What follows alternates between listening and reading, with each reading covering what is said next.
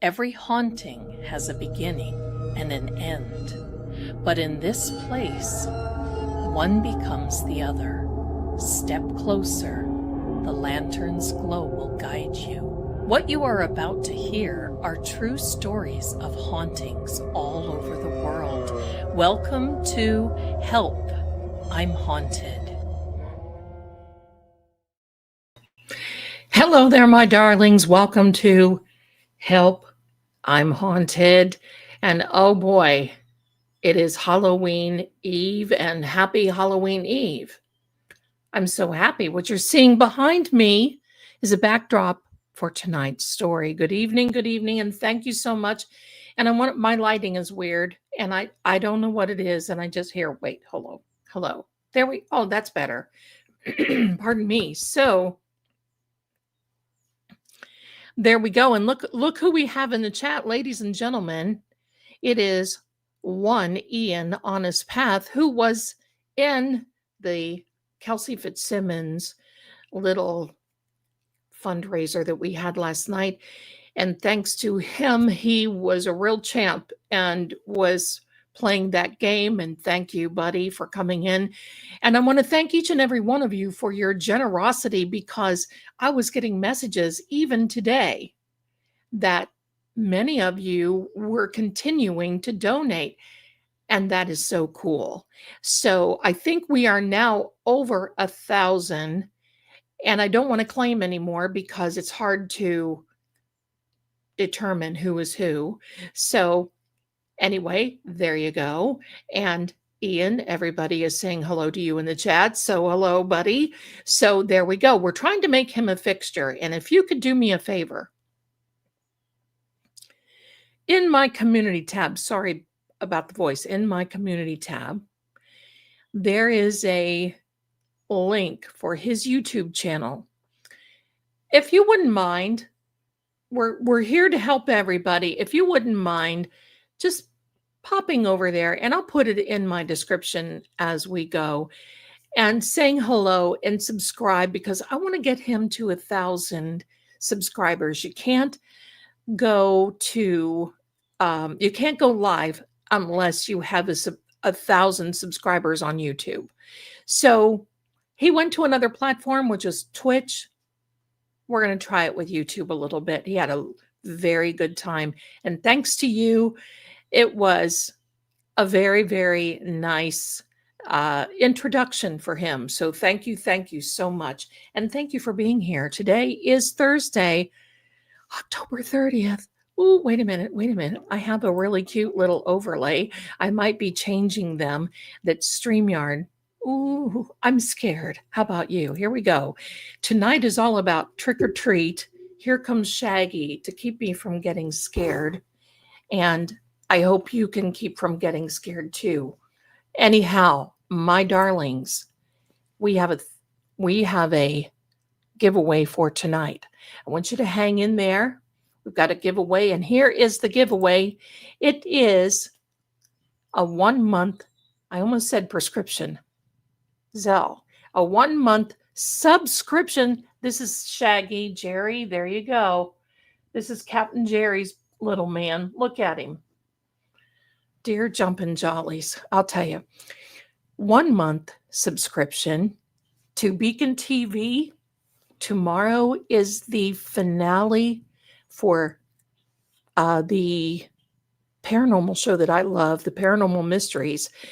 And I'll tell you what, they're good. If you like to stream that sort of thing and you like authentic paranormal, then jump on in. And when it's time for the giveaway, I will announce it. So what will happen is I will give you a sensitive little code that you put into Beacon TV. And then we go from there. And this man is almost too lovey tonight, this noodle boy. I don't know what happened. He had cheese today. If I say cheese time in a certain voice, it's like, you remember the old cowboy movies where you go, stampede. That's what it is. It is a stampede. So thank you so much.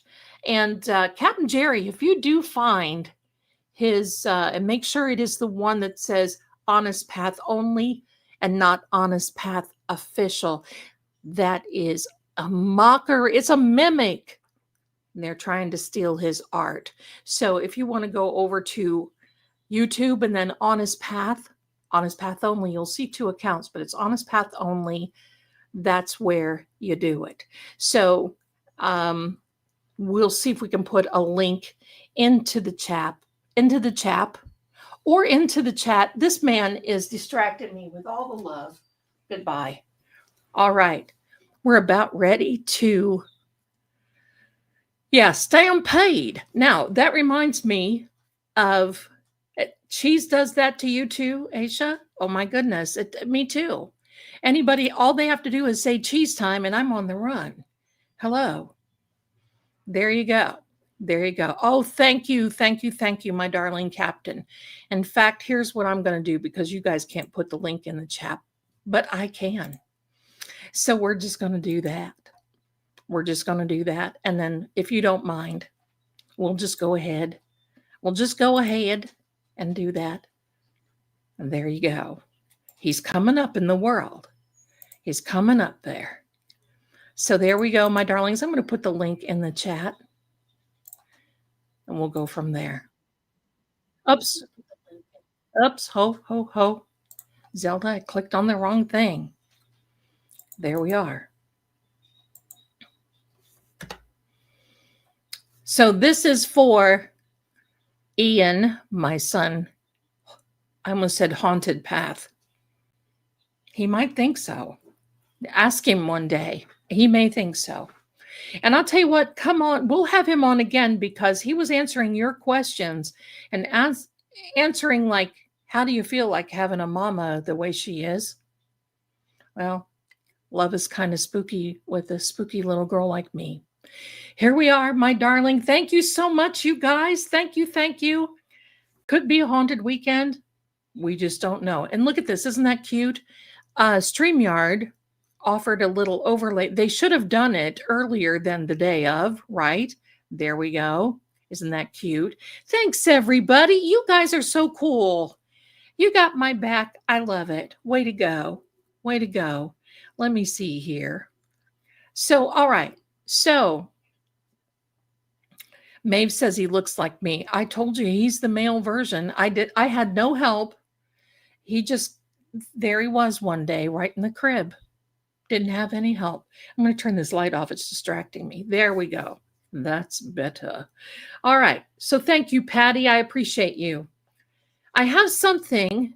I put out a new video with the Zelda Codex for one Jennifer McCabe. If you haven't seen that yet, I want you to go by and take a look at that. It is a long video. It's like 50 minutes, but you see me going through.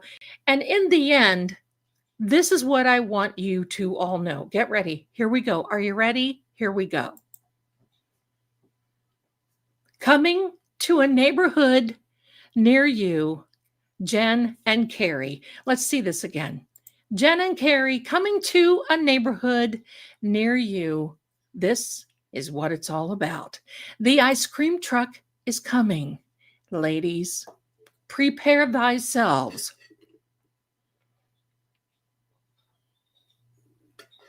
Thank you so much. Now, all right, here we go. I want to tell you a story about Halloween trick-or-treat night, and I am going to remove that because that is going to cover my little characters, even though he's cute as it can be. And remember, don't forget your grifting psychic, your favorite grifting psychic, right? So we've got a couple of, we do have a question here, and not this, that's, no, not that Carrie, no, not that Carrie, no, it's the Carrie because, well, she's a talker, as they say, she's a talker. So don't you worry. It's not coming for you, Carrie. I'm going to answer a couple of these. First of all, Susan, thank you, is a new member. You're going to love it here. We have a lot of fun. Thank you. Thank you. And look at Mandy. Welcome, my darling. You're going to have a fun too. That's what this is all about. I don't think there's another channel like this on YouTube, and it could be for good reason. It might be for good reason. I don't know. But anyway, here we go. And Kim, you're generous. Zelda, do you offer private codex readings? God bless. And may he bless you according to his will. Thank you so much. And the answer is yes, almost. I'm tweaking it because there's a couple of things, my darlings, that are going to be coming out for you. We already have the digital downloads. If you want to read the tarot, the hidden deck, the Kipper deck, and the Cartomancy deck, I have written all 4 of those downloads, and they are, I'm going to put the shop QR code right up here. There you go. You can shop there. Just point your little phone, your little device right there. Go for it. There you go. Now, my darling, I'm going to fix this. Tall. Do we want to do wide? No, we want to do tall. Do we want to do, we're going to do bigger meat. There we go. See, we're coming up in the world. When you're streaming, it is literally like the cockpit of an airplane. Seriously. So, all right, my darlings. So the Zeldan Codex system, the code system, I like to call it, will be coming out on a digital download, and I'm tweaking it. Now, it will be out on Amazon, but if you hang in there with me, I don't know when I'm going to get it published on Amazon. You'll want to go over to the Psychic Shop. That's where you can get it downloaded immediately. It's not on there yet, but it'll be a discount versus Amazon. So there you go. So my darlings, thank you so much. And look at this, my darling. Look at this. Look at this, Cheryl, my darling. 10 Fate and Fortune True Oracle memberships. Welcome to each one of you lucky members that have been chosen by the tubes of you to become a new member. Thank you. One more little thing. There are polls in each site, each channel chat. Now, we are collaborating stream with True Oracle. The polls are, what episode of Help I'm Haunted? Oh, I received a membership. Thank you. Isn't that awesome? I think that's so funny, but I love it. Thank you. Thank you. I can utilize that very well. Thank you very much. In the poll are some of the episodes of Help I'm Haunted over the last, I think it's been 6 weeks at least. This is the last, obviously, before Halloween. Next week is the end of the series, and I'm going to take us out with a bang and tell you a few more stories. We may be here for a minute next Thursday. Other than that, so tomorrow night is a special event. It's Halloween. I want you to come on by. I want you to look at my costume. You're going to have to. Even if you come just for a minute, you're going to have to look at the introduction and the costume. And hello, there we are. You know what? Hi there, green-eyed Southern girl, my darling. I don't want Halloween to get here and be gone. You know, I feel the same way. I got to tell you this.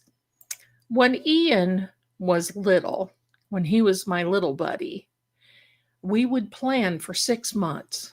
What are he going to wear? What is he going to wear? It was an event. What is he going to wear? What is he going to wear? And lo and behold, my darlings, we would go trick-or-treating. We would not even be home yet. And he would be saying, Mom, what am I going to be for next year? What am I? Talk about planning ahead. This was an event because I got to tell you, his birthday is Christmas Day. So that was an event as well. So it was Halloween, and then there we go. Standing Stones has 14 pumpkins carved out front. Yippee-yi-yay. I have not carved a pumpkin since there was one that was a little haunted that was in our house. That's another story for another time. Okay. But tonight, my darlings, here we go. Are you ready? Get your snacks. Get your little teddy bear. Get your little bucket that I got. Yes, kids' meal from McDonald's. I need to get another one. Listen, I am so blessed. Look at this. Look at this. And of all ones, I thought I was going to get a pumpkin, and I got the cat one. Isn't this cute? And listen, don't be jealous because I got stickers. And these stickers are glow in the dark. Are they not cool? There's more. On the back is a little maze where you have to go to each little house and trick or treat. If that's not the cutest thing, and I'm going to tell you from McDonald's, this was a 4-piece chicken nugget. I didn't eat it. They forgot the milk. I would have cooked with it, but it was worth the $5. There we are. So there we are. Jealous. I know. Green-eyed Southern girl, bless your heart, my darling. I know, right? I know. Get ready. This is a little story that I don't think some of these stories Ian hasn't even heard. So yes, a haunted pumpkin. If we get done with this one quickly enough, we'll talk about the haunted pumpkin. Because being around here, there's a lot of energy. And over the last few nights, my cats, I don't know who they're playing with. I want to think that it is Officer John O'Keefe. I want to think that he believes that the ice cream truck is coming down the road for 2 women that we know. Okay? Those cats are lined up on the side of my bed. They look toward my bedroom door, and it's like they play tag for something, but they're having fun. They don't, I could tell if they were stressed, and they're having fun.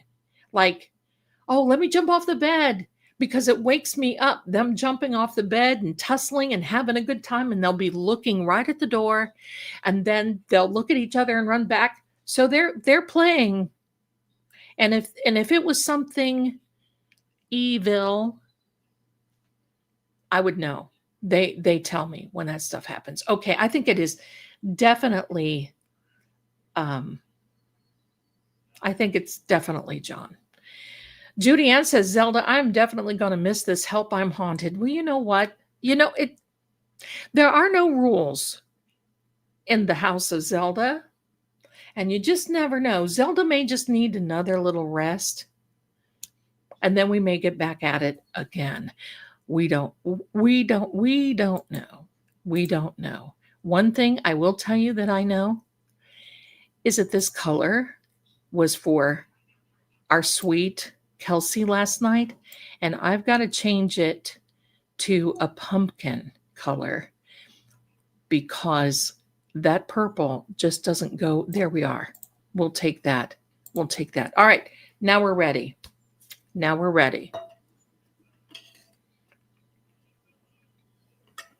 Here we are, my darlings.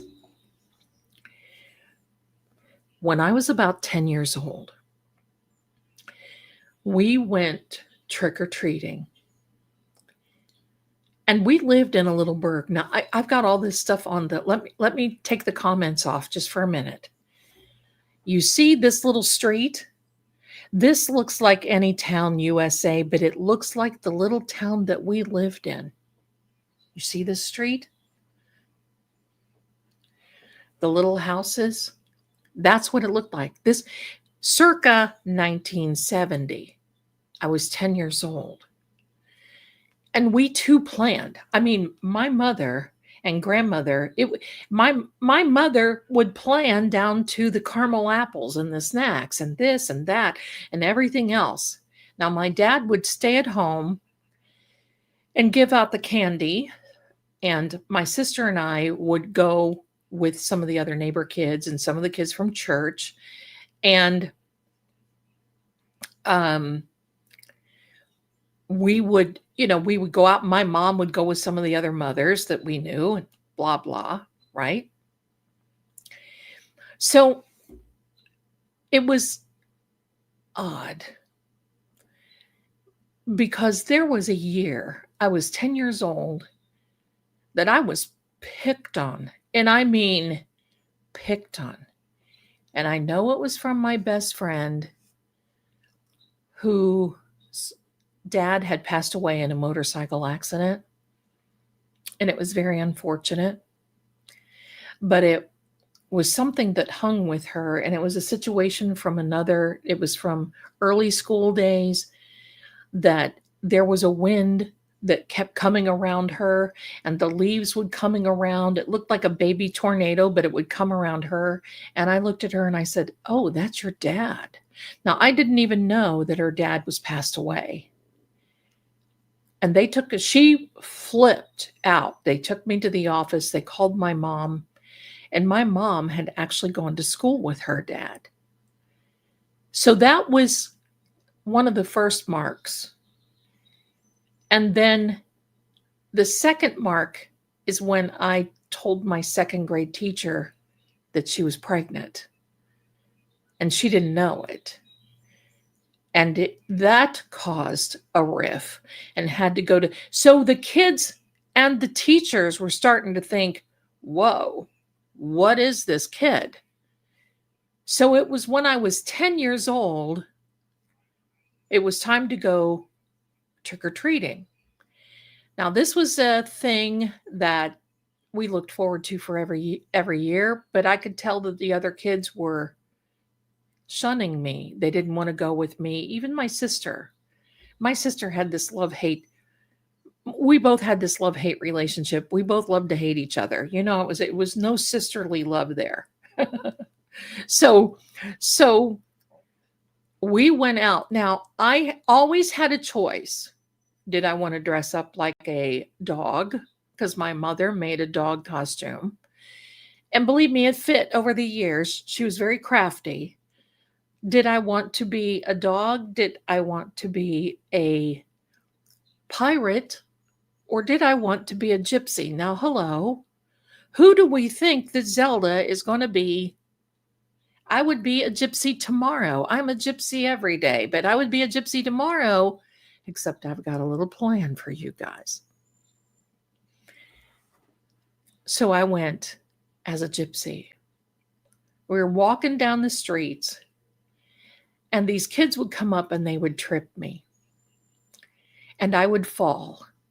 And my little bucket, which was a little pumpkin, would fall on the ground. My candy would go everywhere. And my mother did not have that in her to say, stop that, or don't take her candy. It was kind of like always very, very timid and did not want to upset the apple cart. So by the time we got down a few houses, I had skinned up knees. I was crying. There were all these things that were happening. And everybody else had a bunch of candy, including mine, and I had zero candy. And all of a sudden, out from between one of these houses, I'll just pick this one. Between one of these houses comes a little character. Comes right up. And it was like they came for me. And grabbed my hand and held my hand. Now, my perception of this little character was all good. And this little character held my hand and took me back through, and we went trick-or-treating. Hold on a minute. What is going on with you, Shaggy? gets up on my and starts jumping like, oh, I'm scared. All right, son, come on. So I'm going to show you a picture of what this little fella looked like. Here we are. Now, in theory, the little girl that you see dressed up like a gypsy would have been me. And that's pretty much what my costume looked like because my mother, again, was crafty. So that's what it looked like. But look at the faces on those two other children. And that is exactly what all the kids looked like the whole time. And this little character held my hand. Nobody else messed with me. There were no more tears. I was so happy that I had a friend that took me and took me around. So we started going up and down these houses, and some of the houses were dark. They didn't have their porch light on. So it was a collective decision around the moms, and my mom knew I was finally happy and getting candy, so we decided to venture out onto a couple of streets over and then to another couple of streets over. Well, these kids would run ahead of us and they would stop and wait for me to come, and that little ghostly character would stand between me and the kids and just look. So I was happy. I felt protected. I felt great. I did not see what everyone else was seeing. And to this day, I don't believe that I did. So we go into these streets and it starts getting dark. One of the houses had a big dog. It was like I can't even remember, but it wasn't a German Shepherd. It must have been a mix. And that dog came out on the porch and was lunging because I was going up on the porch with my little buddy. This dog came out and was lunging at us. And all I saw with his little hand go up in the air and go like this. And that dog did a running. And I'm thinking, wow, that is the coolest thing. I want to be able to do that too. It scared the other kids. And now the mothers are starting to see some things. And they're asking my mom, do you know who that kid is? Because, we went with other kids in the neighborhood and this sort of thing. And so it was like, no biting, no love bites. Sorry. This man is going to have to go down. He's just like in love. So they're asking my mom, do you know who this other little person is? They thought it was a little boy. And my mom's like, no, I thought you guys would know. No. So one of the mothers comes up and says, little boy, do you mind taking your costume off so we can see your face? And all we saw was this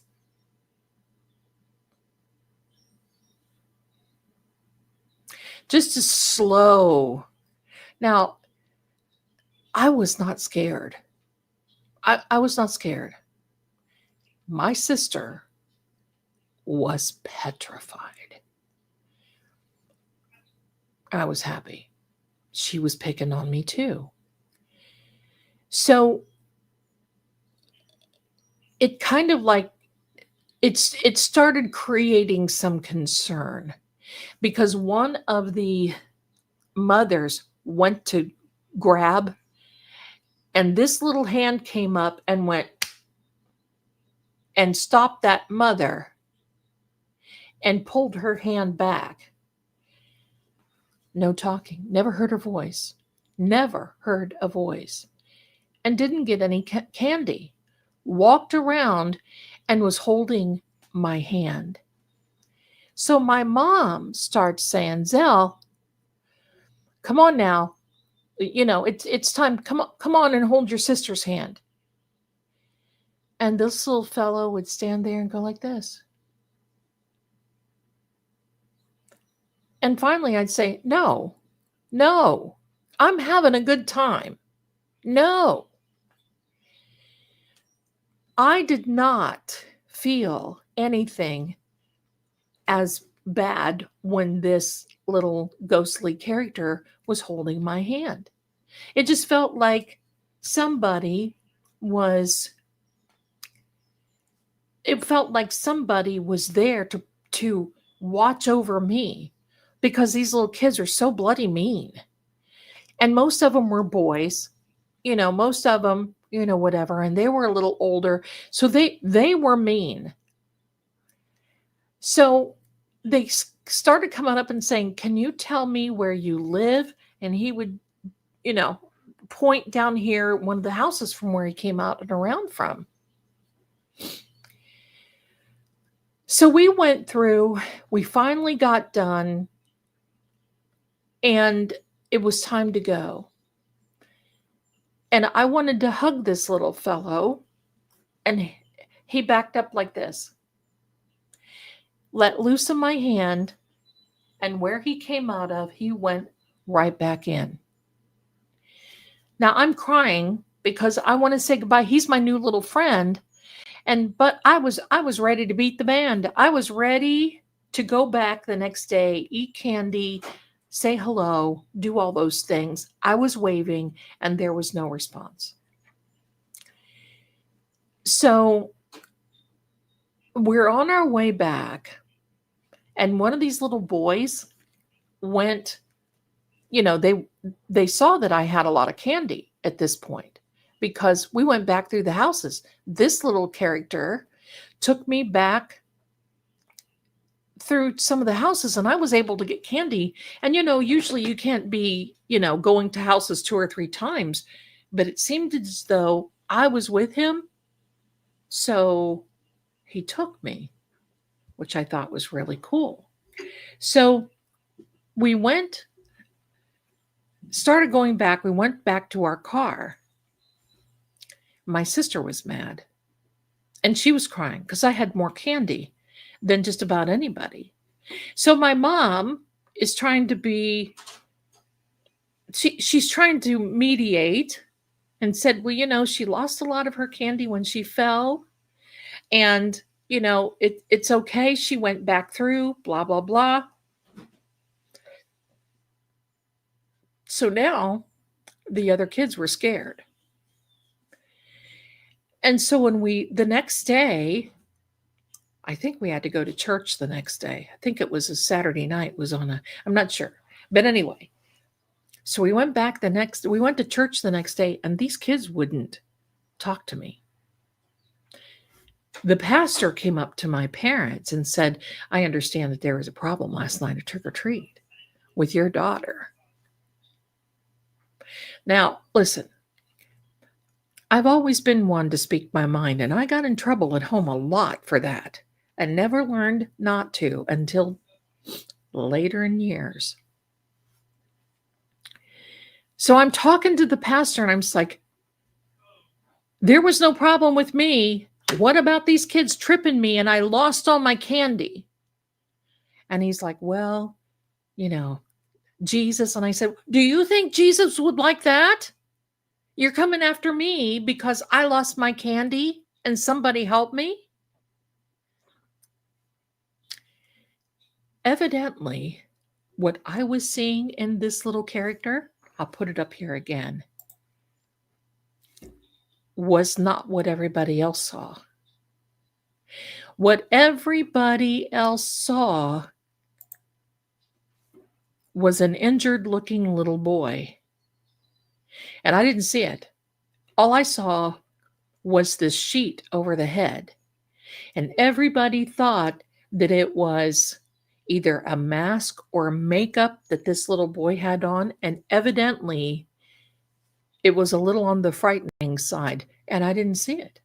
It just did not appear to me to be that way. So finally, my dad went to the pastor and said, "You don't need to be attacking like this."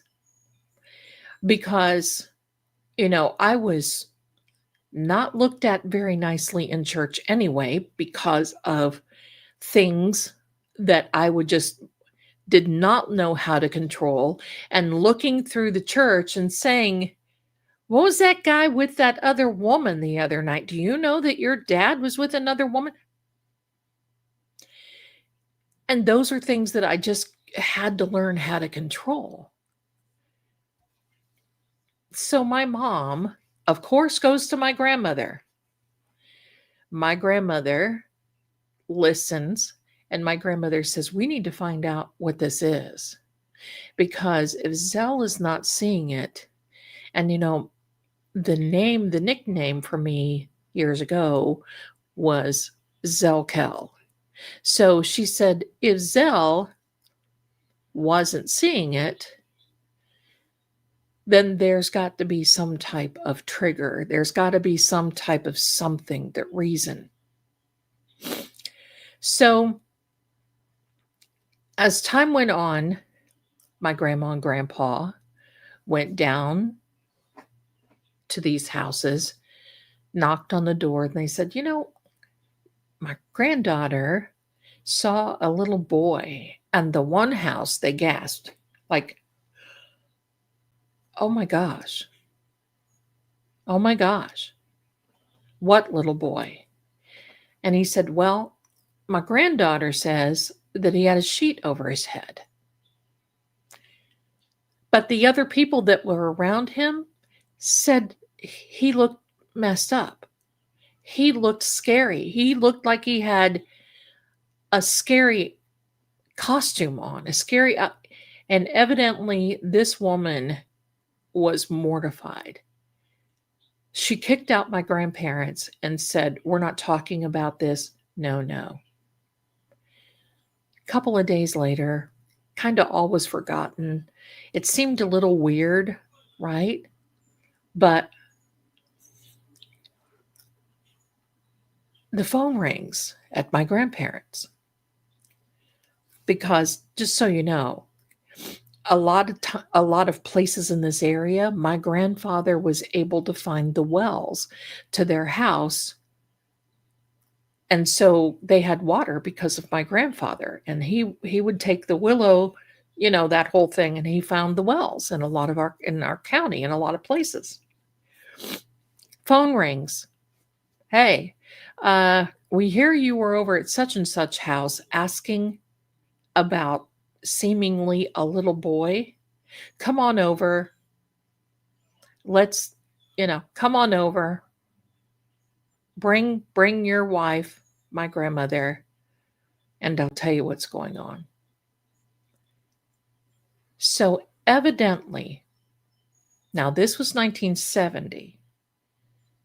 In about 1948, there was a little boy and his two sisters that went out trick-or-treating. They had a wonderful time. But this little boy was picked on continuously because he was just he was little and cute. And, everybody picked on him because it just seemed like he was weak and all this other. Well, the two little girls, they dressed up in what it is that they wanted to dress up as. And he didn't have a costume. So his dad said, "Look, we got an old sheet." He cut holes in it, and he was a ghost. So they went out trick-or-treating. And it was dark. And it was, just one of those kind of gloomy nights. The moon wasn't out. You couldn't really see that much. And in our area, you see how dim the street lights are, so you couldn't see. His dad went to go to a grocery store. And as he was backing out, the two daughters and the little boy was coming across the driveway here. As he was backing out, the two little girls got out of the way, but the dad did not see the little boy and ran over him.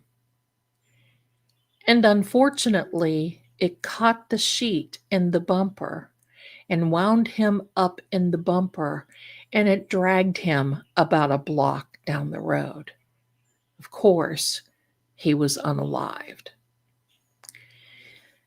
And it was so traumatic that the father was never right again. The mother was never right again. The two sisters went to live with other family members. The father, the mother, the father lost his job. It was horrendous. And I mean, I certainly can understand something very similar happened in my family to my brother's son. So,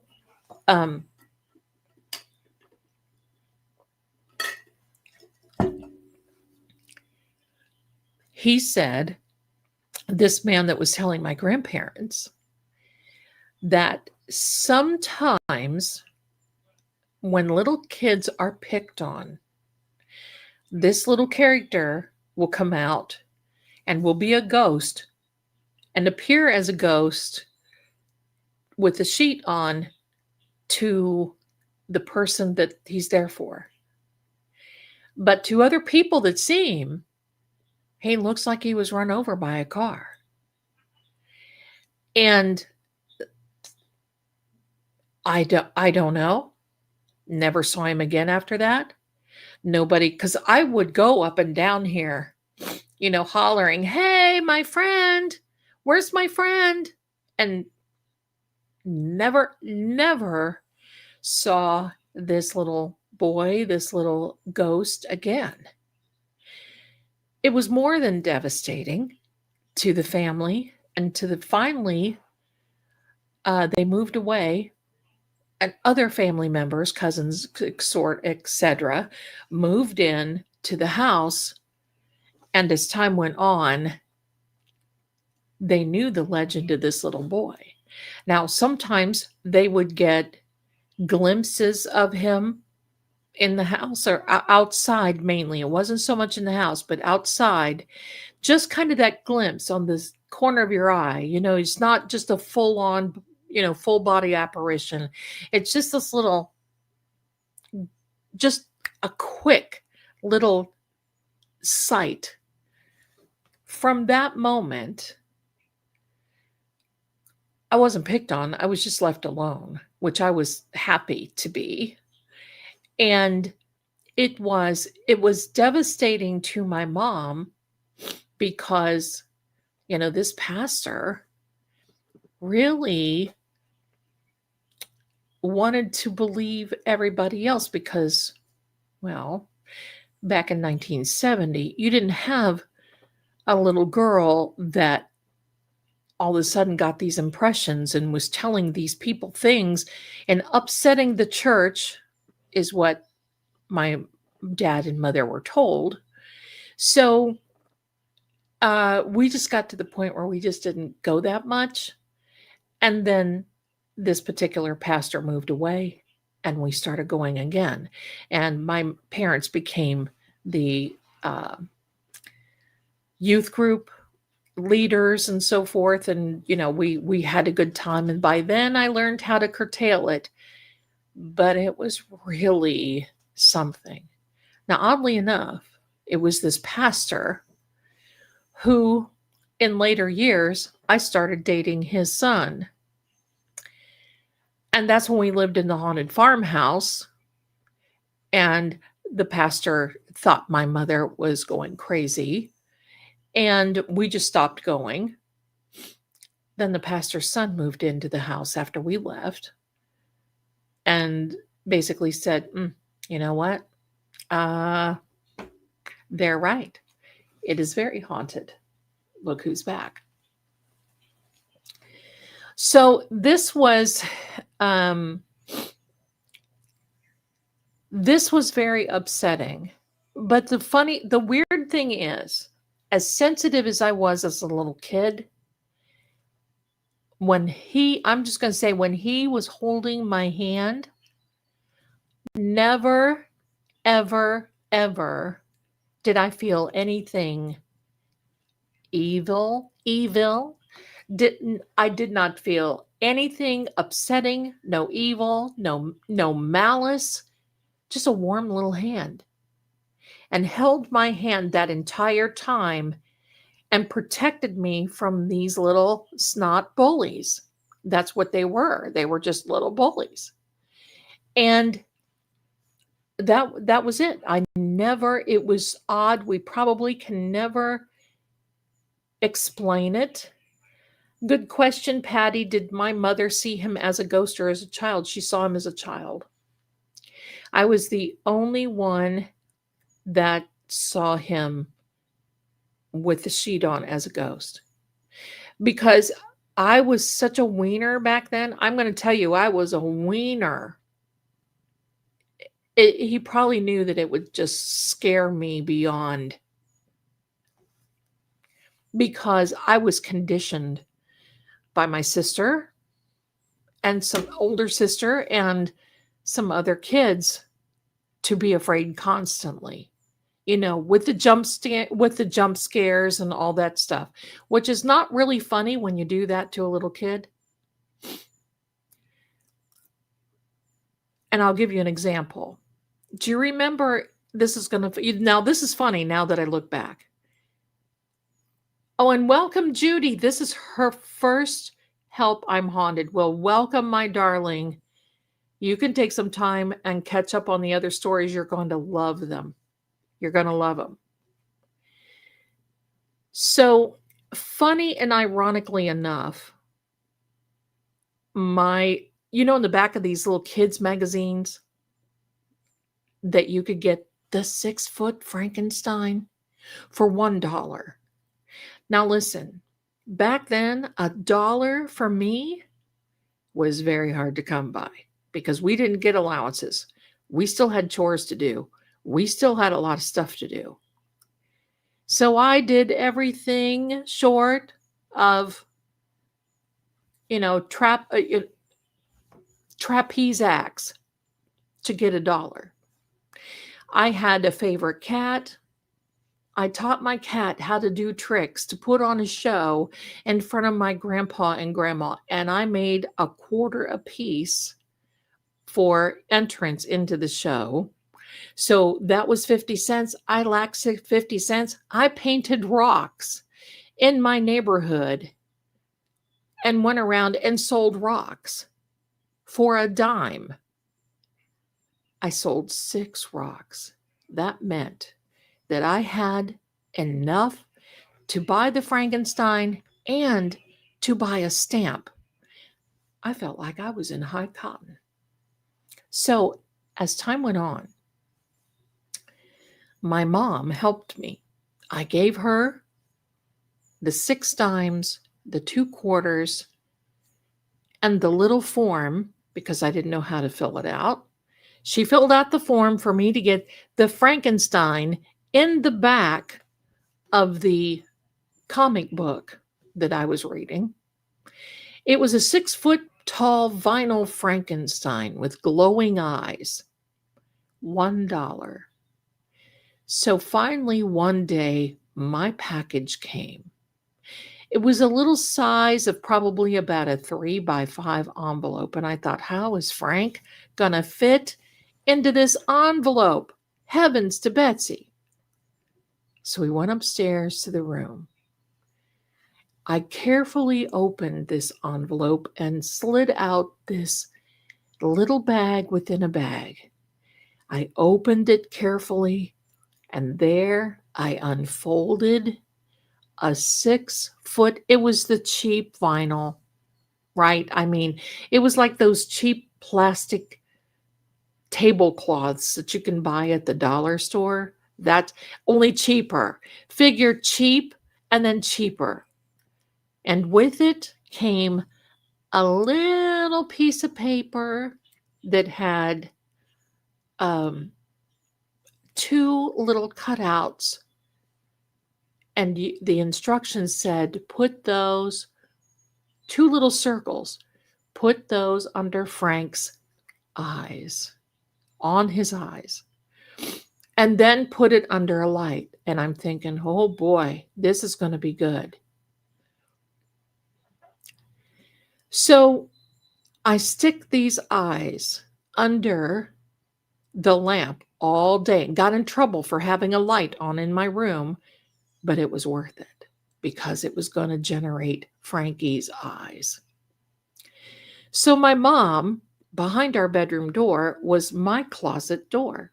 Now, this was an old house that we lived in. So it was, the rooms were bigger. They weren't too little. So this Frankie, my mom, taped him very gingerly to my closet door. I was happy. It was right at the opposite end of my bed. So I sat on my bed and I'm like, Frank, welcome to my room. Seriously, I'm like, Frank, welcome to my room. Now you can protect me. And it was weird because I was always about this. You got to protect me. You got to protect me. And I thought, hey, if anybody could do it, Frank could do it. So it was getting kind of dark. It was getting kind of dark, and I knew it was time, about 7 o'clock. I knew it was time to go upstairs and get my pajamas on. Now, my sister acted a little bit suspicious, and she did everything that she could to wait until that it got a little darker. She held me back. Oh, I want to show you this. Oh, do you want a piece of candy? Do you want this? Do you want that? Yeah. Well, finally got in trouble because I hadn't gone upstairs yet to get my pajamas on. Now, I was the wiener. The dark scared me. Things scared me, and it was because of the doll. It was because of many things when growing up, and I was just this little girl that would panic. So I'm going upstairs. Everything is great. I go in. Mom would always lay our nightgowns on the bed, our little slippers. I go in. I turned the light on. I made it from the door into the bedroom because the light was across the room in between our beds, because it scared me so bad to even walk through that dark room to turn the light on. I saw my pajamas. I got my pajamas on. I had one slipper on and was putting another on, and the alarm clock that my sister had that was on the nightstand between our beds went off. This loud, menacing alarm. And it scared me. I screamed so loud. And when I turned around, who did I see? Frankie standing there, and his eyes, because it was kind of dark in the room and it was dark on that side, and his eyes were glowing to beat the band. I grabbed my slipper. I ran out of that room, down, and I don't know how I did it, but I was skipping. I was running so fast, I was skipping 2 and 3 steps at a time, and lost the other slipper that I had on my foot running down the steps. Ran so fast, screaming, grabbed my mom, and there's my sister, laughing. And my dad was laughing. My mom didn't laugh. She knew it scared me so bad.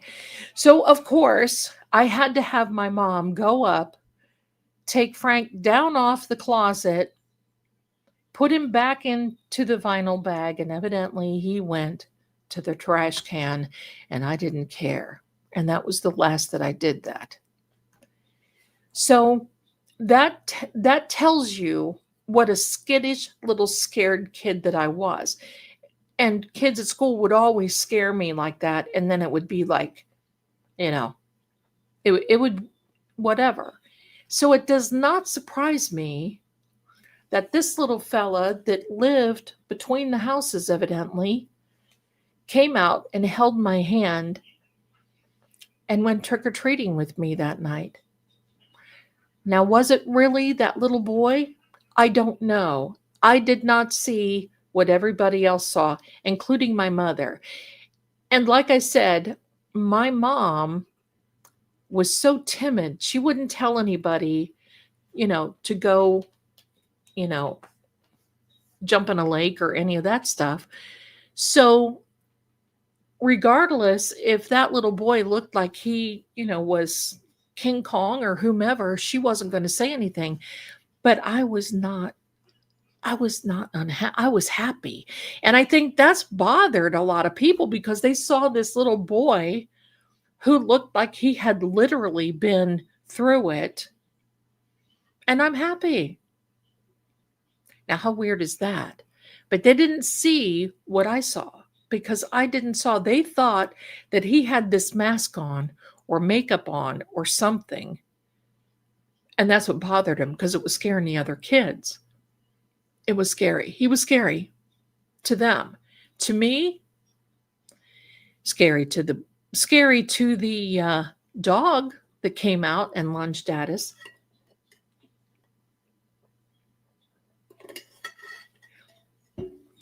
But I think what made me more scared when I was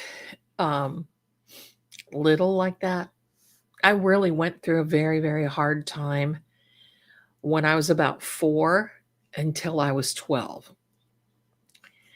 And I think what really scared me was because I could see things that other people couldn't see, like the woman showing up at the hardware store and looking at me, pale, wearing black, and said, "Oh, you are little Zelda. I know your grandmother. I know. I know who you are." I'm telling you. And putting the hardware store on a lockdown and they couldn't find her until my dad and aunt said, because my aunt worked at the hardware store, until my dad and aunt said, "Oh my God, that one's so and so, and she died." So they went to her funeral, and I described, and I was little. I didn't go, and I described what she had on. So that's what scared me too, because sometimes I could see things that other people weren't seeing. And then I went through this phase, like from when I was about 12 to 14, that I didn't see anything. And I thought it was gone. And it was like, hallelujah. But then it bothered me because I thought, was I nuts when I was a kid? Was this something that I just grew out of? Was this really something that was bad? Did I see all these things? Was it evil? Was it the devil? Was it, whatever? And then and then I just kind of forgot about it. And then long about when I was 15, almost 16, we moved to the farmhouse and it was haunted. And it was like everything came flooding back, and I would sit and talk to my grandmother at length about it because my mom would just put her head down and wouldn't say anything. She just didn't know. She didn't know what to say. She didn't know how to respond. But my grandmother was an old soul, and so was my grandpa. And they had been around for a while, and they had gone around on these haunts, and I know that they did. So I wanted to start hanging around with my grandma and that's where I learned to read the playing card deck, was from my grandma. And I learned all about that. It's funny because I don't know if she's in here right now. One of my very sweet, loving clients, her name is Martha. She actually reads the playing cards. It's wonderful to hear because if you grow up learning, there's several techniques and several sets of definitions to the cards. I read in the Anglo-Saxon way. There's a French way.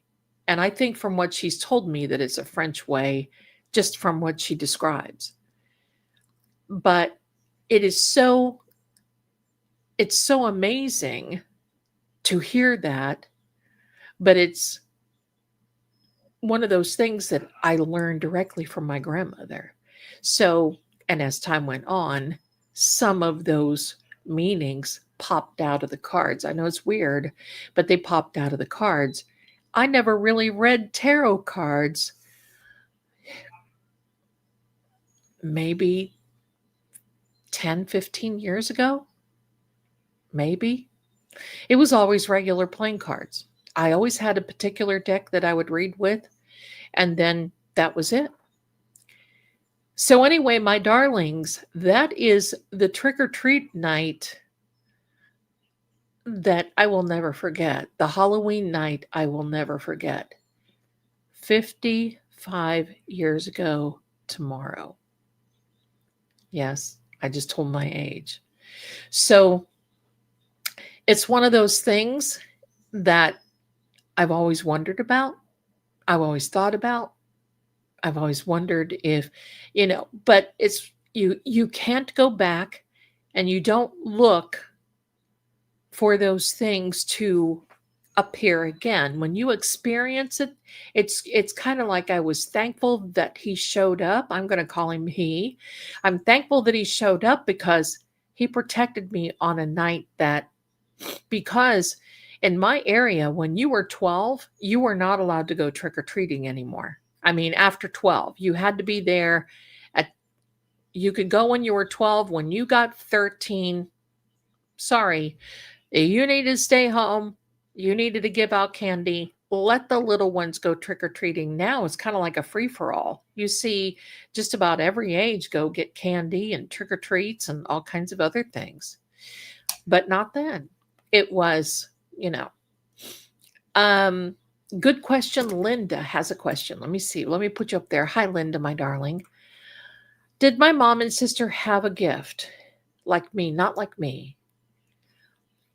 My mom had a hard time of it because my mom was very ill when I worked on the Psychic Friends Network.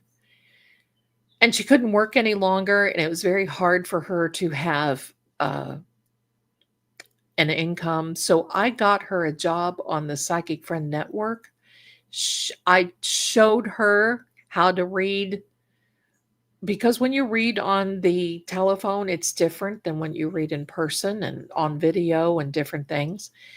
And she worked on Psychic Friends Network for a little while, and she did pretty good, but then she became too ill. So I don't know. My sister, if she does or did, I have no way of knowing. She would keep it to herself. So it was kind of like I was the odd man out. So, but it's neither here nor there. Now, my son, he is a big intuitive, but he doesn't have that consistency to be able to, and no shade on him. I know he would agree with me, but he doesn't have that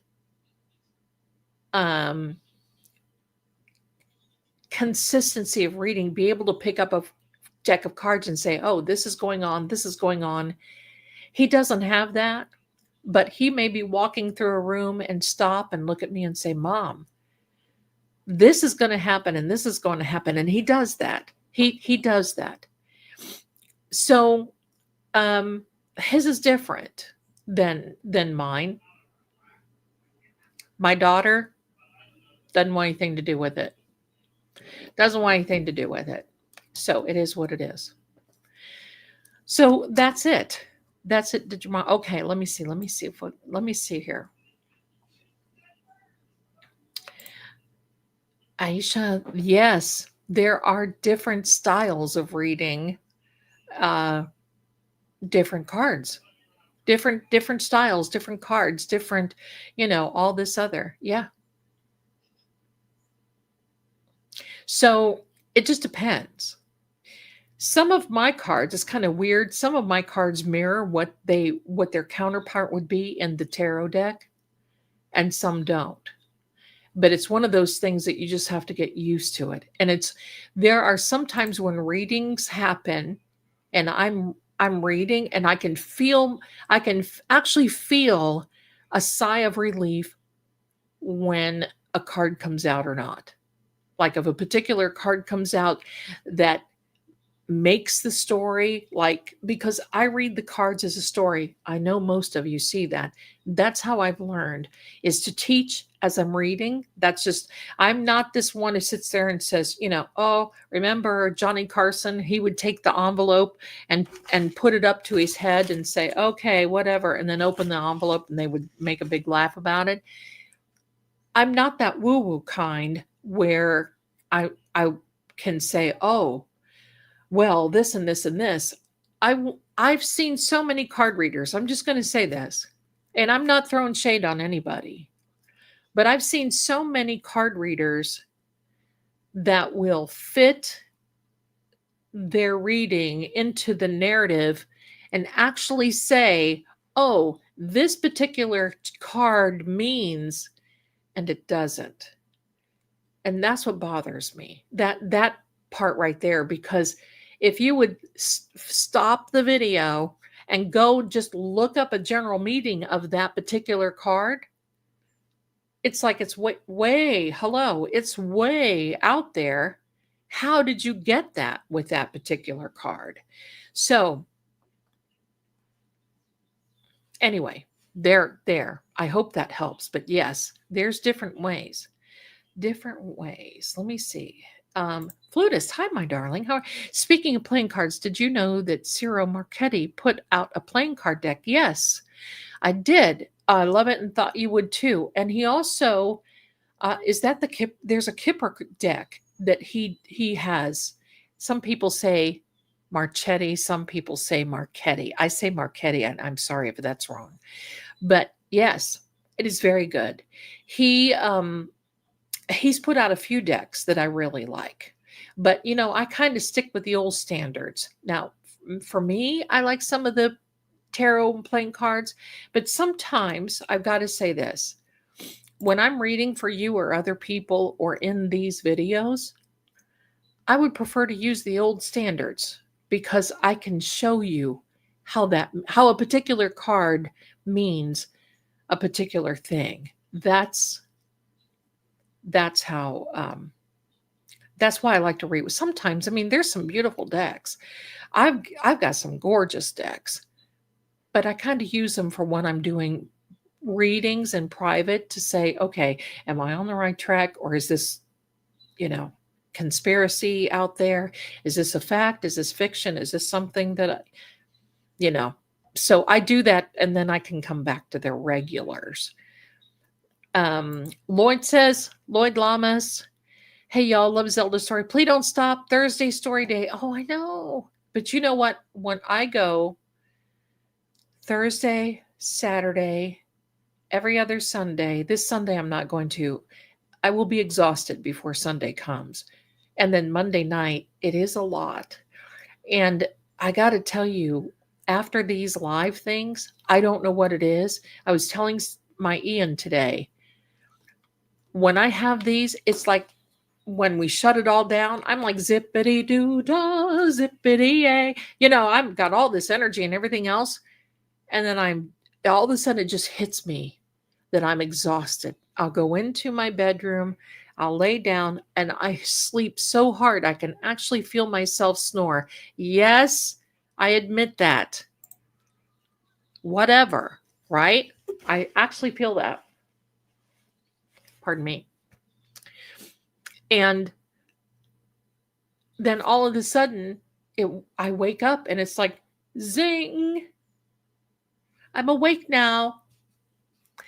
And then, what happens next?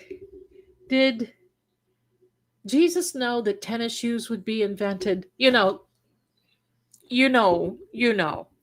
But my darlings, that's how the Zeldan codec system came about. Because I get on these things because all the microwaves are down, see? And I get on these things and it's about between 3 a.m. and 4:30 a.m. I'm doing my thing, you know. Was Julius Caesar in the Bible or was Augustus Caesar in the Bible? Or yeah, that's tough to take. Let me see. Okay, Ellen. Hi, Ellen. Thank you so much. And Ellen, thank you very much for your generosity for your Venmo. I got that. Thank you. Thank you. Thank you. What did you think of the man in part 1 and 2 of Paranormal Mysteries? You mean the older man that was the owner of the theater and then the other place? Is that who you mean? Is that who you mean? So thank you, Carrie. Thank you. Let me know what you mean and I'll answer that. What was the Christopher Walken movie he was gifted? I don't know. I don't know. Christopher Walken is kind of scary to me. Have you ever heard Mel Gibson? Mel Gibson is like, hello, he's my buddy. He used to be my buddy on Twitter. Twix is what I call it now. I don't see him a lot on there, but he would put these clips on there about the Patriot, and then he would put these. That was my favorite Mel Gibson movie, was the Patriot, and then he would put on there the Passion of the Christ and a couple of other things, and I would tell him, Mel, you are my favorite Patriot. I would, if hello, that I would want you on my side, and we would kind of banter back and forth for a minute. I love him. But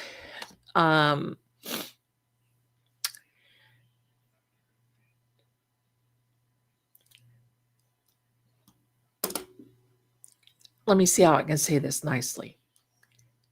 Mel Gibson was on the Joe Rogan Experience.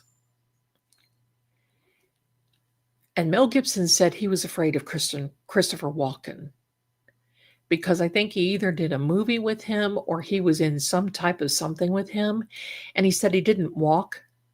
He would sometimes float. And I kind of get that.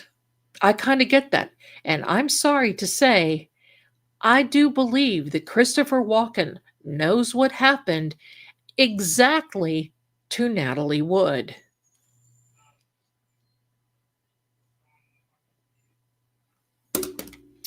And nobody's saying nothing about it. Nobody ever did.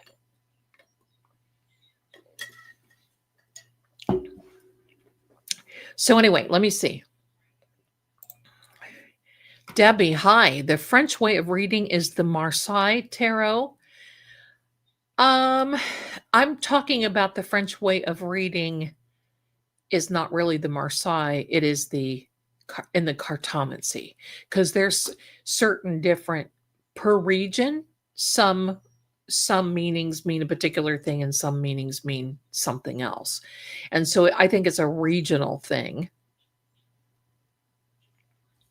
And by the way, Lord Gregor, sorry, I'm sorry if you're seeing this, I'm sorry. Lord Gregor and I are almost done with our little podcast. And make time. I will announce it ahead of time so you can make time to listen. And I'm going to tell you, some of this stuff even blew me away. This was supposed to be a podcast because he found me and reached out to me and said, I would love to speak to you.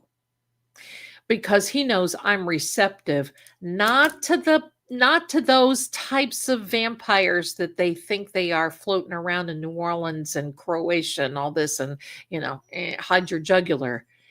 He knew that I'm open not so much receptive, but I have a quizzical mind and I am open to learning more about that. And he's open and helping us learn. And I'm amazed. I'm amazed. I will keep you posted on that because that's good. If you can believe it or not, this is a hard time for him. But they don't celebrate Halloween in Europe the way we celebrate. So there we go. And he had the Houdini hat when he did it.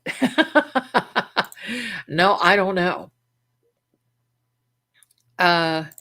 Okay, Linda, when you had your remote viewing with Officer John, was your son with you, or could he feel that you were going through?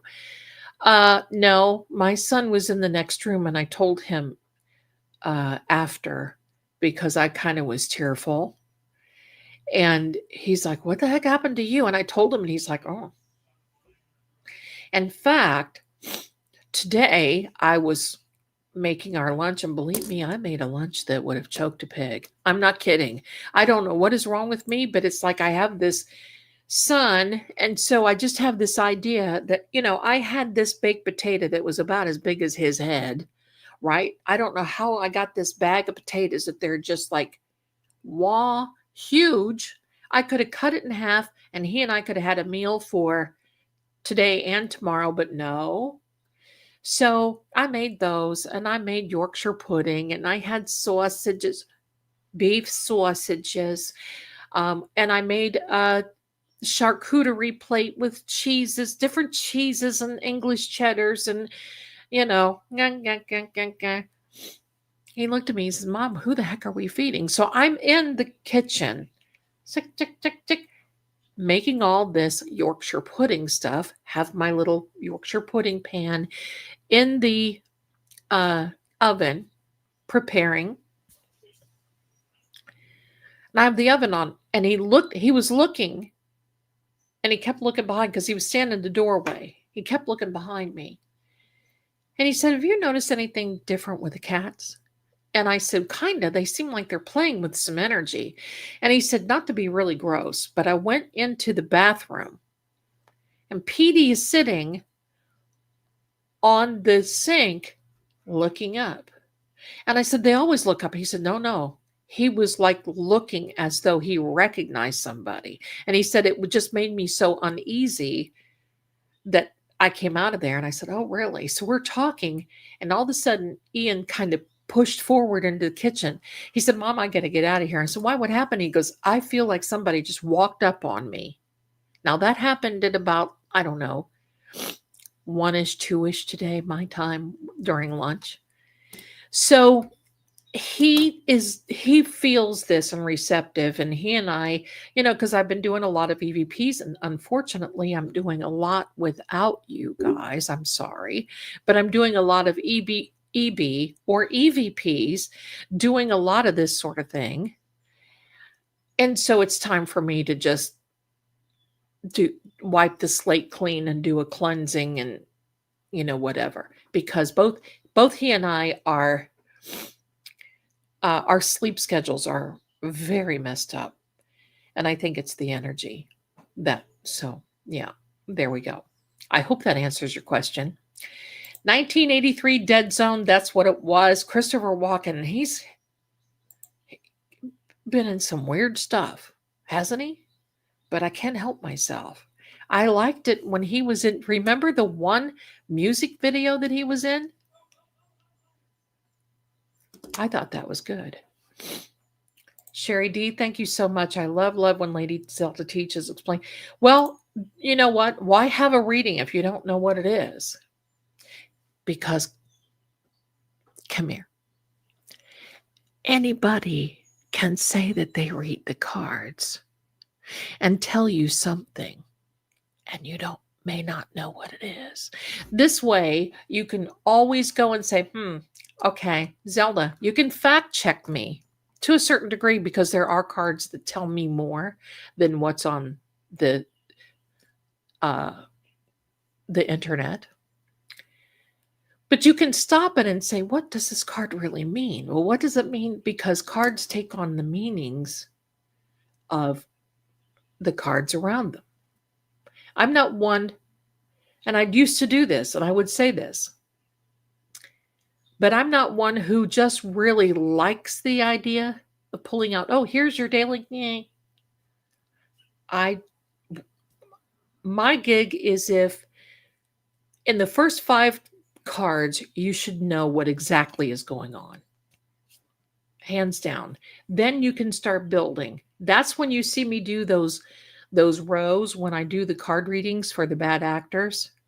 Once again, for those of you who came in late, look out, Jen and Carrie, because you are twuckas. Here it comes. Here it comes. Look out. So that's why you see me put about five cards out first, and then I'll start layering. Doesn't matter what the deck is. That's really what I like to do, and it gives us what I call a foundation that then you start building, because sometimes in the first row, if I'm using different decks, you don't get what you're supposed to get in the first deck. Because I like to use multiple decks. Sometimes I don't. Sometimes I'll just whip out the cards and go tickety boom. Now, funny enough, I have my favorite, you see it, my orange deck. And then I have another favorite. I'll show it to you.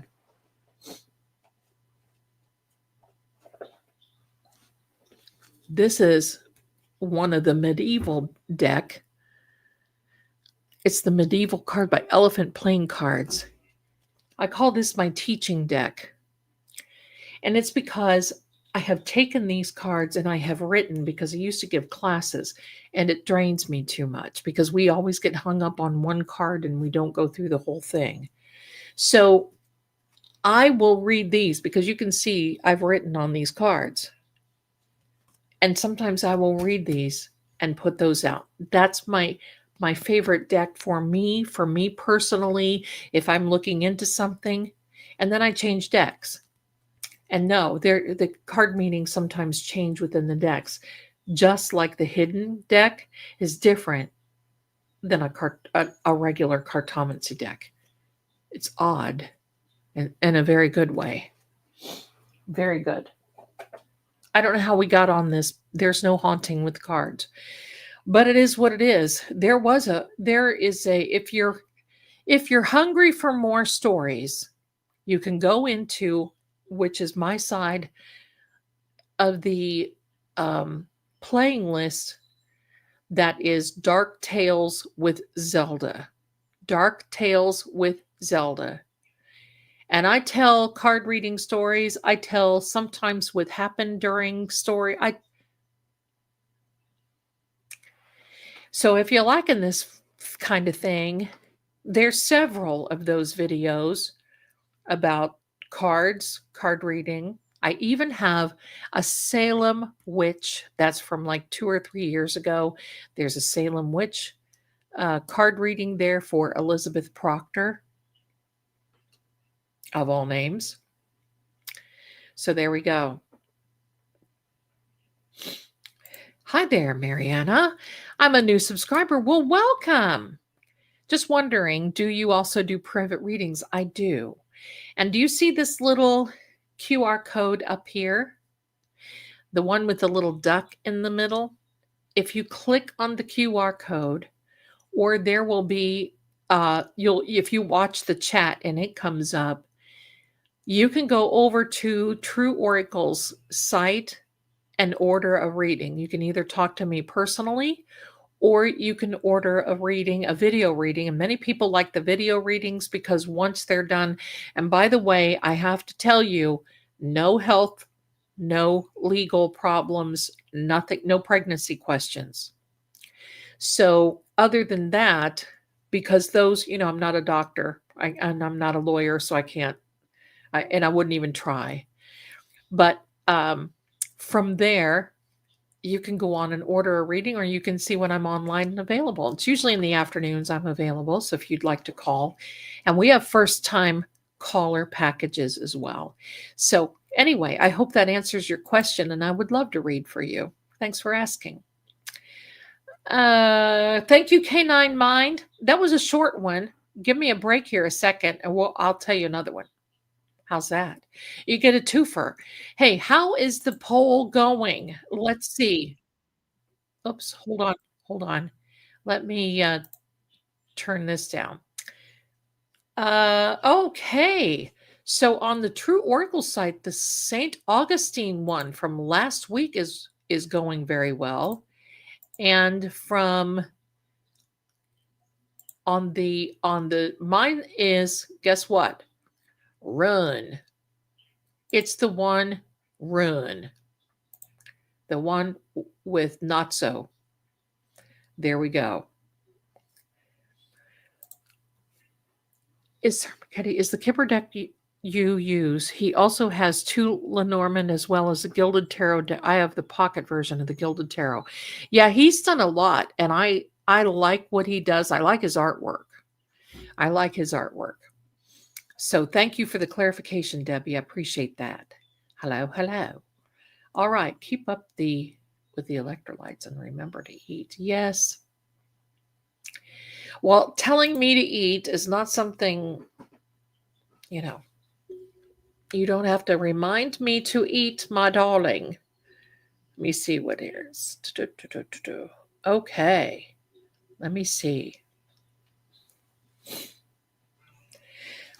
I have a new Charlie Kirk video coming out tomorrow.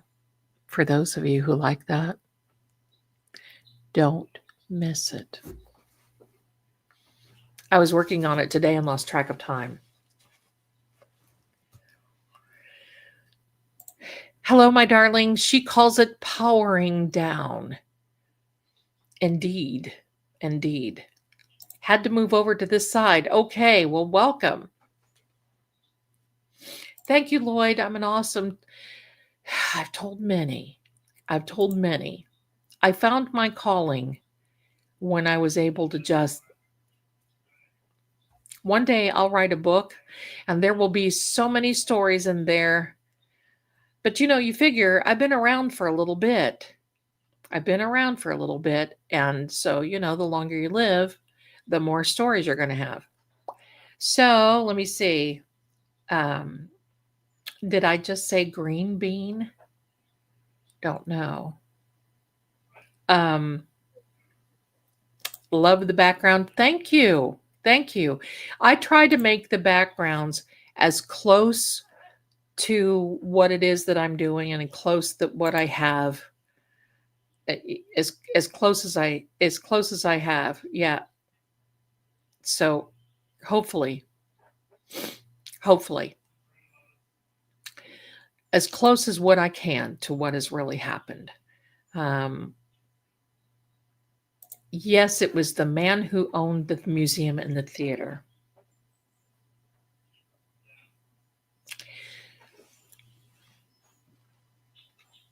I want to say something. Okay. I think I know how to say it.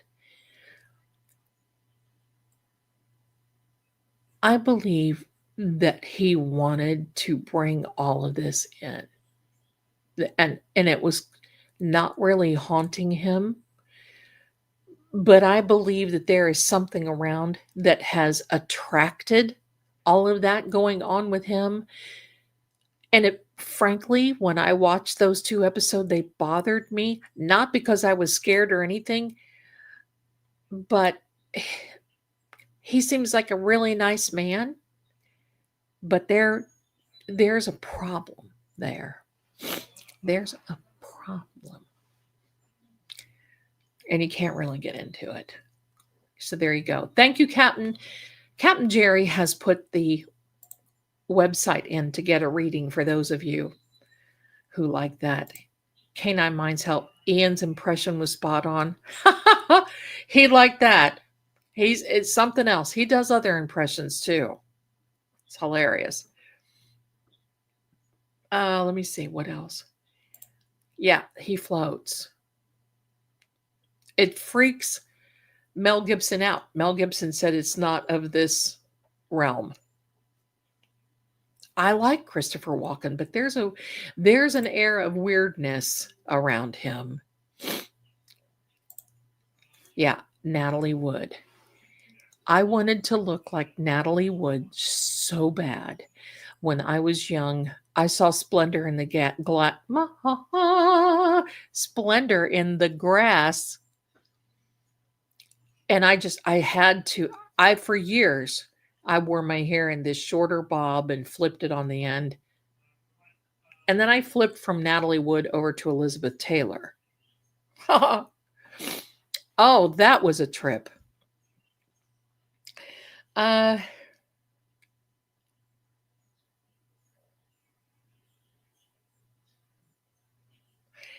you know what, my darling? I'll tell you what. I just ask.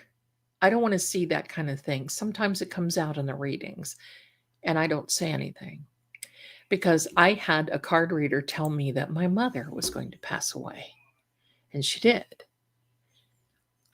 But from the moment that she told me until the moment that I saw her, and it was really unfair. And in my ebook for Cartomancy, I tell that story.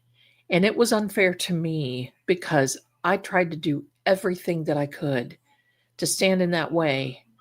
And that's just not fair. That's not fair. So there we go. So I think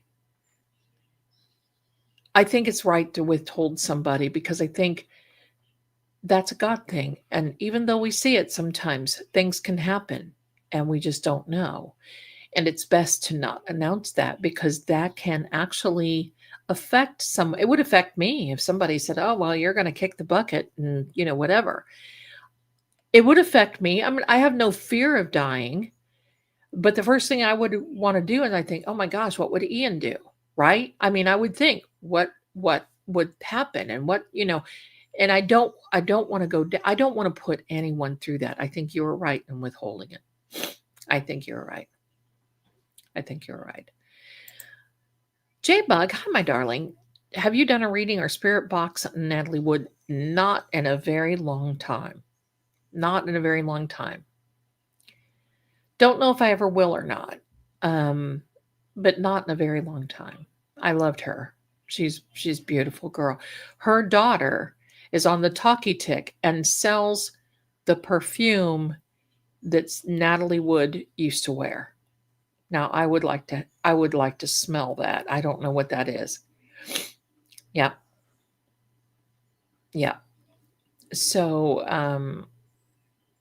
here we go. Let me see.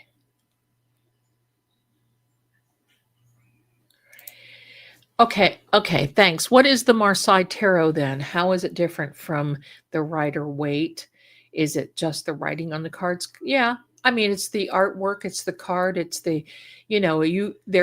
there are so many tarot decks and all this.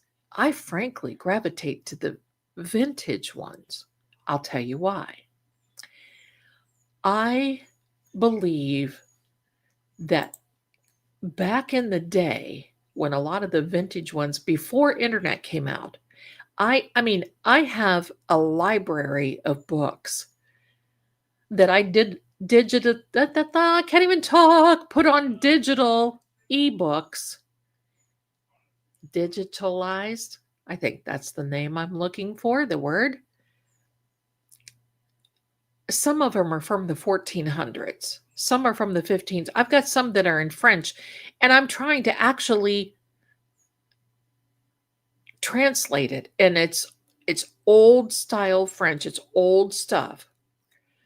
But you get up into the 1700s when that card reading thing, and Revolutionary War, it's when it really was at its peak because that's when Mademoiselle Lenormand was around and she was reading for Napoleon Bonaparte. And Josephine Bonaparte and all this other stuff. And I mean, it's kind of and exciting to read about. It wasn't an exciting time because they would throw you in prison then for that kind of thing. And she went to prison several times. And some of those decks, like the Piotnik deck that I have, is supposed to be like it. But her son, who was this staunch Catholic, oh my gosh, this is of the devil, when Mademoiselle Marie passed away, he came back and collected all her money and burned all her cards. So nobody really knows what her cards looked like. And she used really closer to a cartomancy. She didn't use the tarot back then. Yeah. He took her money. Evidently, when she passed away, the cards, he burned them. They went to the devil. But her money was washed in the blood of the Lamb, and he was able to keep that. There we go. So that's just the way it is. And that happens a lot. It happens a lot. So let me see if there's any other questions in here. Rose, hi, my darling. Can JLK's energy be in multiple places simultaneously or one? Oh, multiple. It can be in multiple places. Think of it as the air we breathe. The frequency is everywhere. The vibration is everywhere. It can be. I don't have the corner on John's energy at all. There are many that speak to him. There's many that possibly, all blah, blah, everything. Let me go through a couple. I got some. Mary, hi, my darling. Thank you for your channel, and thank you so much for your generous Venmo. I have one here that is anonymous, and thank you for your very kind remarks. And that's very generous of you too. So thank you. Thank you. Thank you. Okay, let me see if there's any other, and then I'll tell you others. Yeah, Saturday Night Live, remember? We need more cowbell. That was the walk-in that I liked. There's a weird walk-in now, but there's the one. What was that? I can't remember. It's the Apple TV one where Christopher Walken was a scientist. Oh, shoot. I can't remember. Anyway, all right. Lady Zelda, I was sound asleep when I felt a very painful pinch on my left thigh. I crowded in pain. Oh, I'm Sylvia's daughter. I know those things happen, and I'm so sorry. I know. I had to restart my phone because the 2BUBUBUs are up to their antics again. They are. I had to unblock some people again. Well, thank you, Sherry. But you know what? Just in case, sometimes I say, fact check me. I mean, yeah. Now, sometimes on the Charlie Kirk videos, people, here's what happens. They're not used to me. They're not used to, and they get mad in the channel and they say, what is this crap about unalive? I'm still going to say that for the duration that we have things, I'm going to protect the channels. But people get upset because sometimes I do see the videos. Sometimes I do. I want to know who I'm reading about. That's how you find out. I just don't pick up my cards and say, oh, there's this random person at Turning Point USA. I don't know their name. I don't know whatever, but let's do a reading on them. I don't do that. And I do watch both sides of the aisle of who's doing what, where, when. And then I read on it. Is this true? Is it not true? What can we do? Well, let's build on this. What can we do? Some people have to get used to that. But when they do, they see. And that's how I read. But I do it as a profiler. I've not really ever read as that woo-woo girl. I don't even like to call myself a psychic because that's not my gig. Maybe it should be. Stay in peace. I have never been able to use tarot cards. I can, however, do loved on readings. I see loved ones that have crossed in the spirit side. There you go, my darling. There you go. Trying to catch up with my videos. Girl, You're going to be busy for a while. I have something like 3,000 videos. So you'll be busy. You'll be busy. Thank you so much for the wonderful. I don't use cards, more like the shining. There you go, Kat. There you go. I'm going to tell you truthfully, I don't need the cards. I can look at you and read you. I can read situations, but people like to see the cards. And to me, it's a confirmation of what I'm feeling anyway. Sometimes it is, sometimes it's not. Yeah, you know. Let me see. Debbie, what makes a good pendulum? I have an idea of what I want to use, but I don't know if it would work. I'm going to tell you what. I could use this pen if I wanted to. It's not the pendulum. It's you. It's how you hold that energy. It's how you hold. And to me, my hands shake now. It's hard for me to, and I'm getting arthritis in my, you see right here, it doesn't hurt, but it looks horrible. But I don't hold the pendulum like I used to. So it's very hard for me to use. But if I have a lost object or something, if I don't have my pendulum out, I'll take a necklace that's got a pendulum on it and say, okay, let's connect with the energy, and it will. So I would say a pendulum should be something that you really like, but just know you don't have to have something special or earmarked or, oh, I have charged this, or you should be able to do that yourself. Should be able to do that. Ma'am, Run, is that your favorite? Is that one? I think it's, let me see. Which one right now? Run is that good. On True Oracle, it is the Saint Augustine from last week. Oh, that's interesting. That's interesting. Hi, Martha. Hello, Lady Zelda. Not feeling well? Oh, I'm feeling great. I'm feeling great. How do I make my Yorkshire pudding? Well, I take a cup. So here's what I would do. I'm just going to use this little cup as an example. The first thing I do is I probably see a marking. So I would go by this marking right here. And I would put that much flour in, put it in your big jug.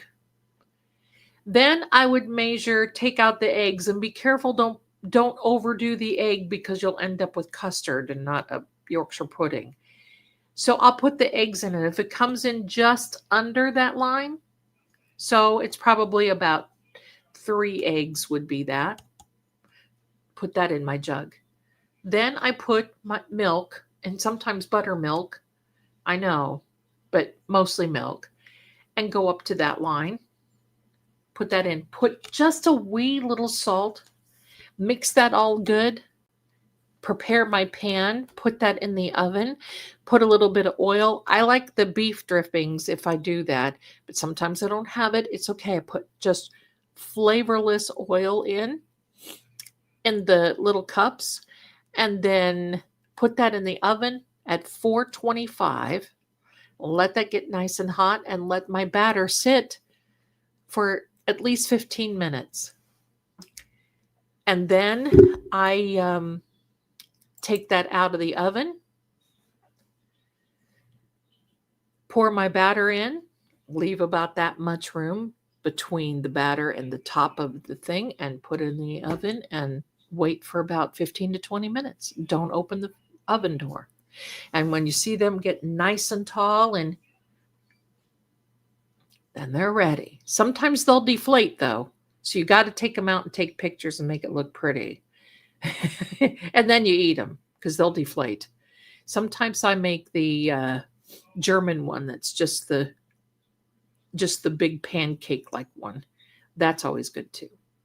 but I like it with cheddar beef sausages and cheeses and stuff like that. Oh, interesting story. Lady Zelda, do you think the husband, I know exactly who you mean, and wasn't he handsome though? Huh, woofy. Did that on the boat we talked about earlier? Just your opinion? Yes. Yes. Yes. And I think the captain knew because the captain uh, basically said as much, but he knew he better not say anything. That's pretty much it. Martha says, thank you for the CK videos. I'm looking forward to the next one. It'll be out tomorrow. It'll be out tomorrow. Thank you so much. Oh, no, I don't think I said green bean. You never know. Green-eyed. I said green-eyed. That may have sounded like that if you're walking out of the room, though. Let me see. Martha, you are welcome. Wasn't there something, hell in the title? What was that Christopher Walken did? Do you remember? Well, what was that movie? Something, I can't remember. I can't remember. I could float too. Oh, I don't know. Sorry, I did not put my lipstick on correctly tonight. I was in a hurry. Catalina is gorgeous. Yes, ladies, have you ever visited Hammond Castle in Gloucester? No, I have not. The House of Seven Gables I have. Yes, I have. House of Seven Gables. Yes, Natalie Wood was gorgeous. She was gorgeous. Sorry. I don't think I have any. Oh, I do have some lipstick out here. Hold on. This is not a lipstick-free zone. Here we are. I don't even know what color this is, but it's about to go on.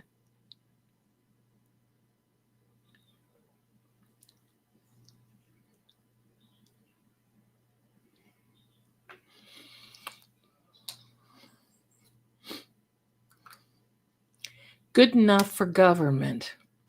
All right. Let me see. Pet Cemetery was eye-opening. Let me see. The Deer Hunter is another. Oh, yes. Hello. I love The Deer Hunter. Granny, yes, she sure was. I always wanted to look like Ava Gardner, right? But I guess she was a wild little one. But she was good. Listen, these Hollywood women back in the day, another one that I always thought was so gorgeous was Rita Hayworth. And there was another one that kind of looked like her, and I can't remember her name. She was in what was she in? She was in a movie with Ronald Reagan. I can't remember. Oh, shoot. I can't remember her name. She's gorgeous. She's got, her voice is a little deeper. I loved her. I love her too. I loved The Letter. Remember? What's her name?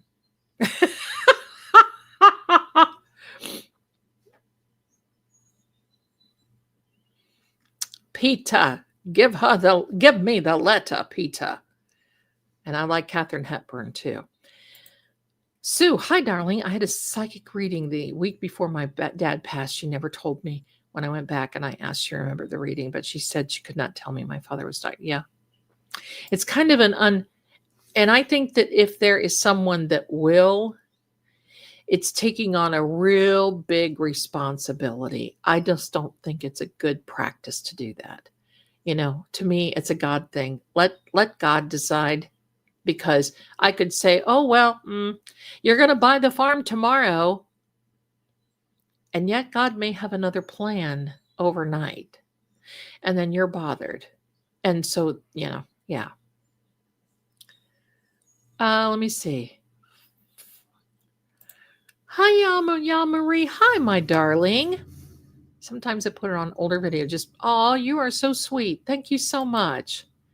Green eyed. Yes. Oh my God, Zelda, you're reading my mind. It's supposed to smell like magnolia, I think. Yes. Yes. You're talking about the perfume. Yes. Um,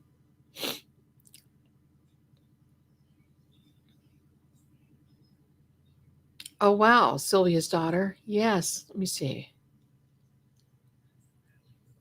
Listen, Maeve, stop. Your energy is going to be around. I can tell you right now, your energy is going to be around for much longer. How dare that psychic do? You see, this is why you don't tell people. How dare that psychic tell you? And you need to rebuke that and don't fall into that, because unfortunately, sometimes we can attract that. Well, I'm gonna, you know, no, you will be here for as long as God wants you here. And I believe that is some time.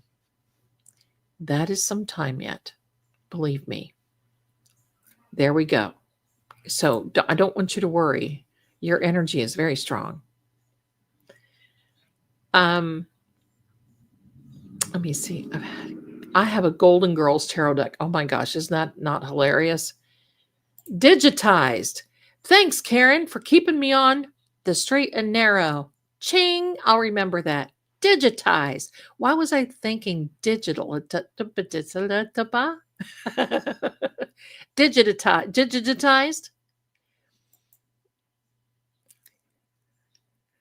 Let me see. Don't worry, Maeve. Let me see. I hear these old time stories so fascinating, right? I love old Hollywood. Love Hollywood. Start. Thank you, Zelda. Can I tell? I'm going to tell you this. I am so different. I don't want to feel my loved ones around me. I know. I know. Zelda, what planet did you drop off of? Because I want their energy to understand they are finished here. They didn't, I mean, my mother died tragically of a horrendous disease, but she's free. She's pain free.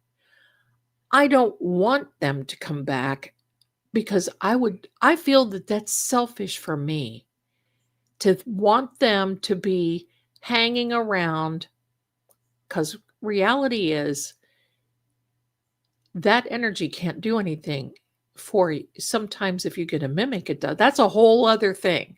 And I'm extremely cautious and careful of those things, because there are mimics that have not and will not be human born and who love to come to this earth and mess around with us. And they shouldn't be.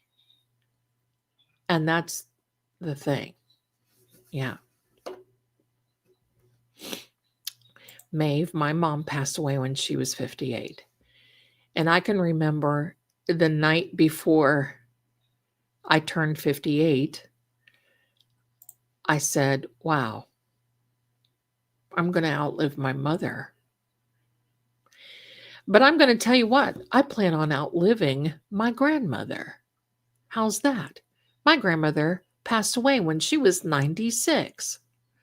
So hopefully you will all be here and recognize me when I'm 96, and we will be here in another 30 or 40 years. There we are. Let me see. Jacob's Ladder. No. Hi, Groovy Cheryl. No, it was something about, it was weird. It was something about the brother, I think. Hell. No, it wasn't Hellraiser. Let's see. I don't know. The Fat Boy Slim music video. That I loved that when he did that. Let me see. Let me see. Jim Carrey too. Mitch, Jack Nichols. Zelda, remember CBS word. Oh, how I do. How I do. I'm going to tell you the thing that used to bother me. Thank you so much, you guys. You do what you have to do to save your channel. Thank you, Martha. Thank you. And I usually tell people, or they'll come in and they'll say, you're not reading correctly. Go to this channel over here. You're not reading intuitively. When I'm a reader. That's always, I'm a reader. And when they do that in the comments, in that way, in that tone, I'm a reader. And you're doing this wrong. And then I say, well, when you have your YouTube channel, then I'll come and visit you. Because, there should be a decorum. I don't like all the fighting. I don't like all the discord. I think it's shameful. I don't like it. And nobody will bring that in to this channel or to True Oracle.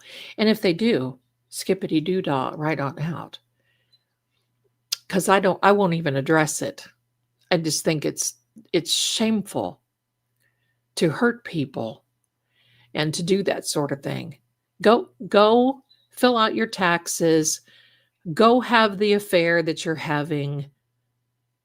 Go take a pee. But go in peace and leave everybody alone.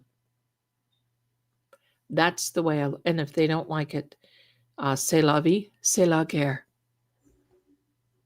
Hold on. Okay. Getting texts I don't want. All right, let me see this. I don't want you to worry about this, Maeve. Let me see. Now that movie is going to bother me. Miss Zelda, where do you put your cards? In separate boxes? Good question, Anne. What I do is I keep my card boxes that I get them in. Sometimes they fall apart. I'll show you. Look out, buddy.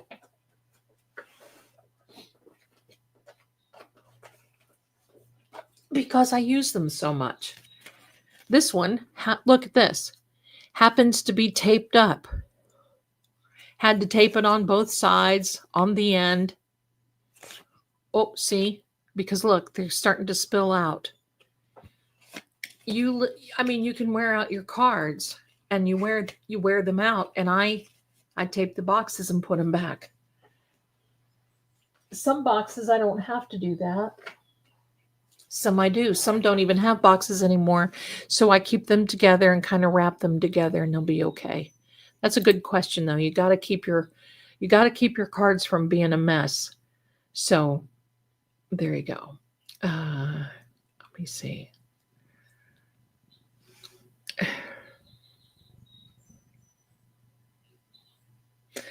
Oh, thank you, Parachute and Pirouettes. Natalie Wood's favorite perfume was Jungle Gardenia. Gardenia? Zelda? Gardenia. Her daughter's rebranding is called Nakati. I love it. Is it Nakati or Natalie? Whatever it is. Because someone gave her, who was it? Oh, was it Betty Davis that gave her that? Why am I thinking it was Betty Davis that gave her Jungle Gardenia? I remember that. My grandmother used to wear that. And Evening in Paris. Now listen. My mother and grandmother had little bottles. It was like this blue cobalt.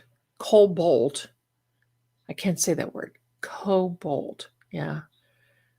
Blue bottle with a little silver top. Evening in Paris. It was like this.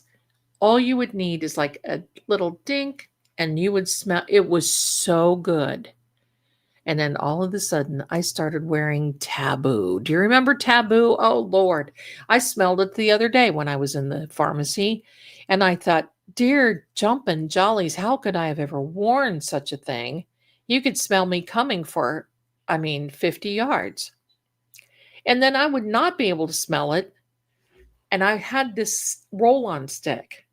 Wasn't deodorant, it was a roll-on stick. So I would get out of the shower, put on my taboo, and then put on roll-on stick. What was I thinking? Hello, back in the 70s and 80s. Now I smell it, it's like, dear.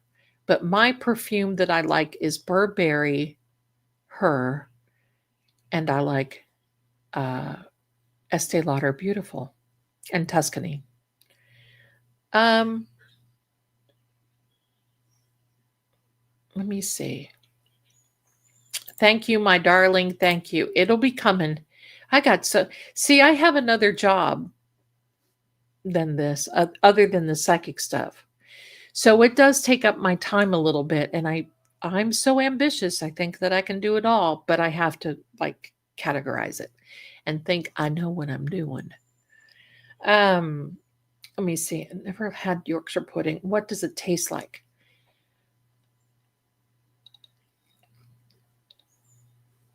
A lighter pancake. You can actually eat it. I eat mine with butter and sometimes jam. If I have a roast, like a Sunday roast, and to me, a Sunday roast is not just beef, it can be chicken, it can be whatever, but you roast it. And if I have gravy, the reason I love Thanksgiving is forget the turkey. I like the mashed potatoes, the gravy, the stuffing. I don't like stuffing, I eat dressing. The dressing, but I make Yorkshire pudding.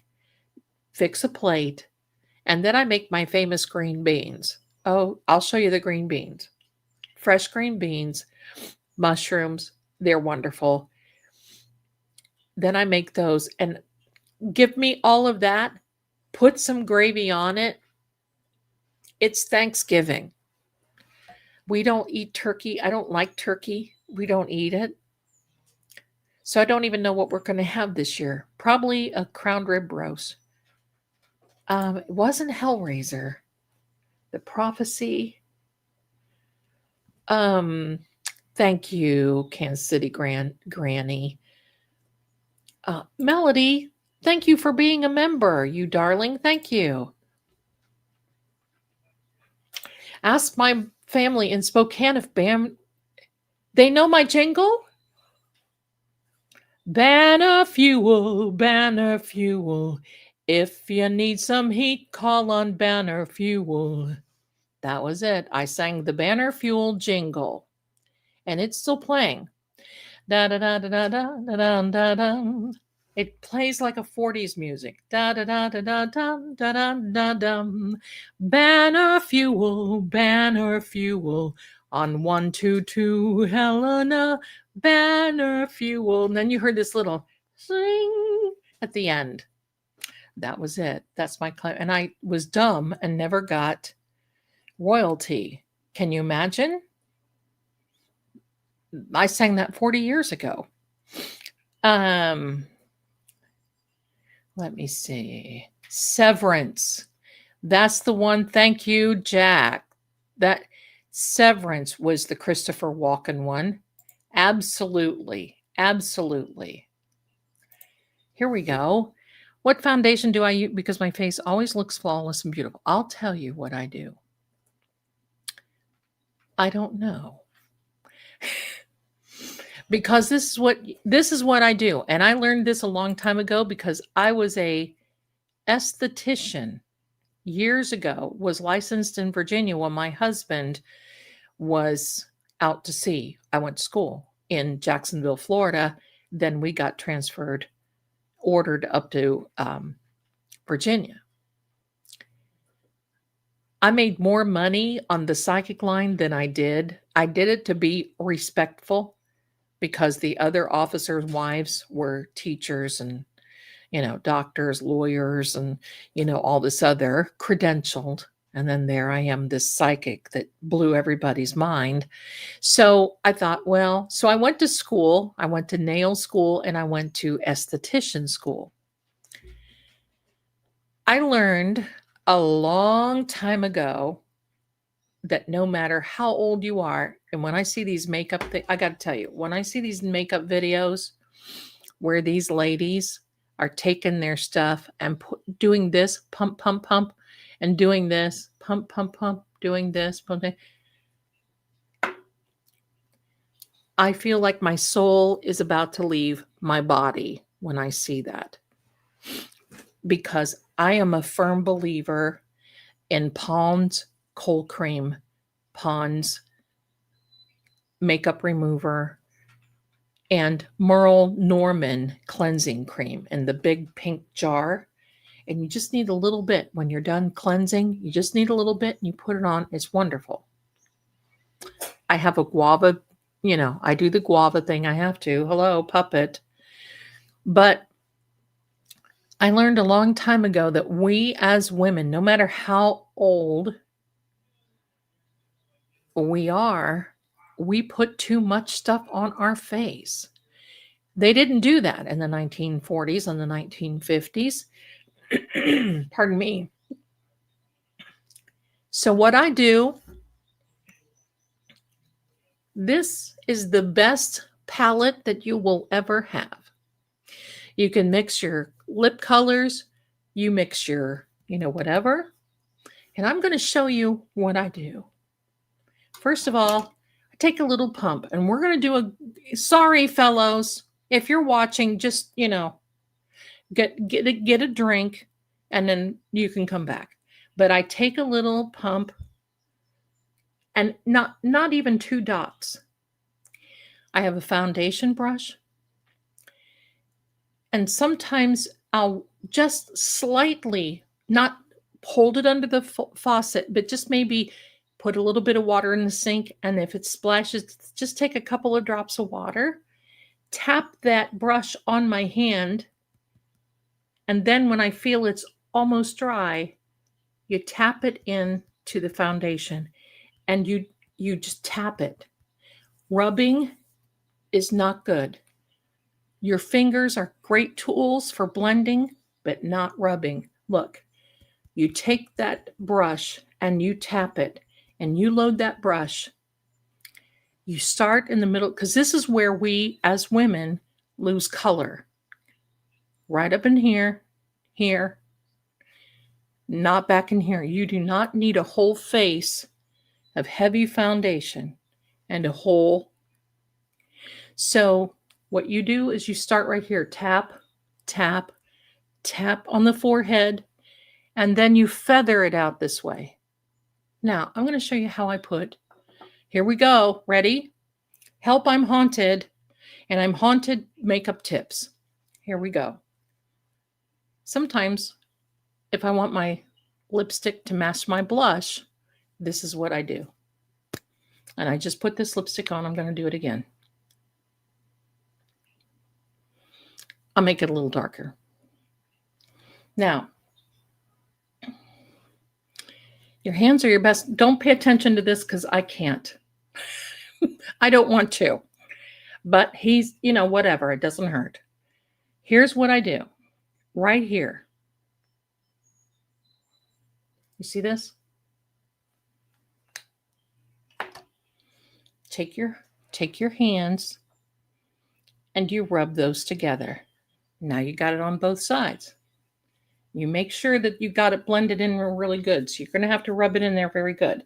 There, like this. Get ready.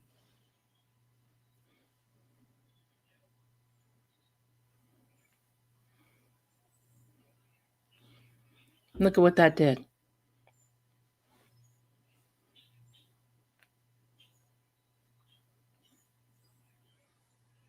You press. Your cheek color is the first thing that will leave your face.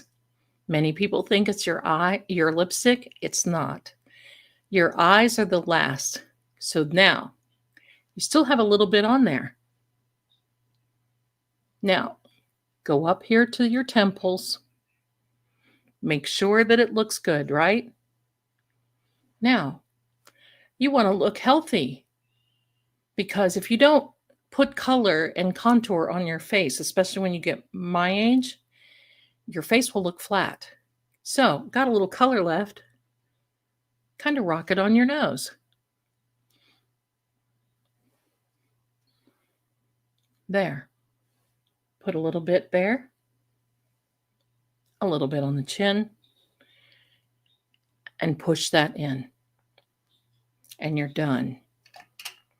You're done. Now my glasses are hosed, but you're done.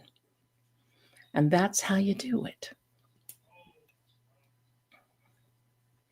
I put on, I usually don't, sometimes I'll buy powder blush. And if I'm going out somewhere like speaking or something, I'll do the lipstick trick. And then I'll take just a little bit of powder blush and I'll set this so it doesn't leave.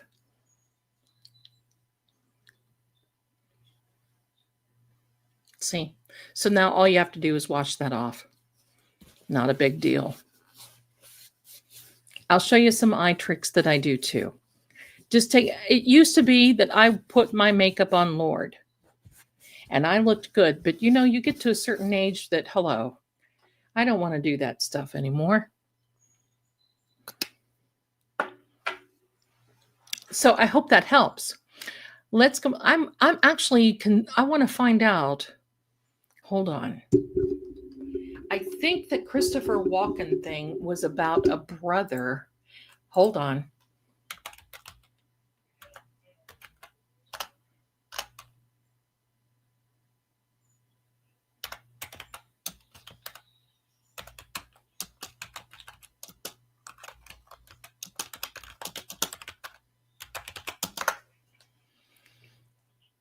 Let's see what it is. No. Maybe it was the prophecy. No. I can't remember what it is. I can't remember.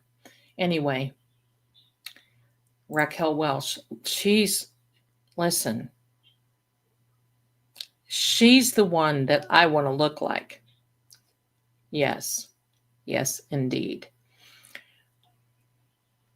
Your grandma looked just like Rita. Oh, I love that. I love that. I love Rita. My grandmother was Claudette Colbert, and my mother was Grace Kelly. Let me see.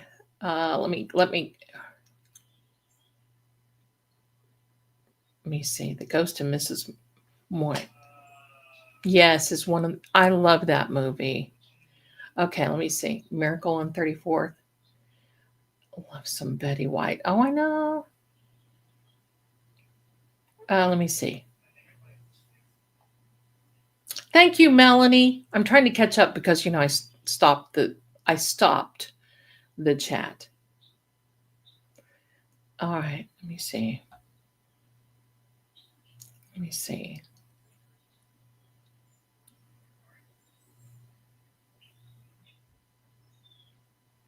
Thank you, Green-Eyed Southern Girl. Severance is the show. Yes. Oh, I like that show. And I saw that Mark Betterow watched that. And you want to know who I would date? You want to know who I would admit? I'll admit this. Better Call Saul. Saul Goodman. Jimmy. Bob Odenkirk on Twix. See, a long time ago, I used to be on Twix a lot. And during that Saul Goodman, the Breaking Bad Saul Goodman stuff, I would talk to him. And there's a segment on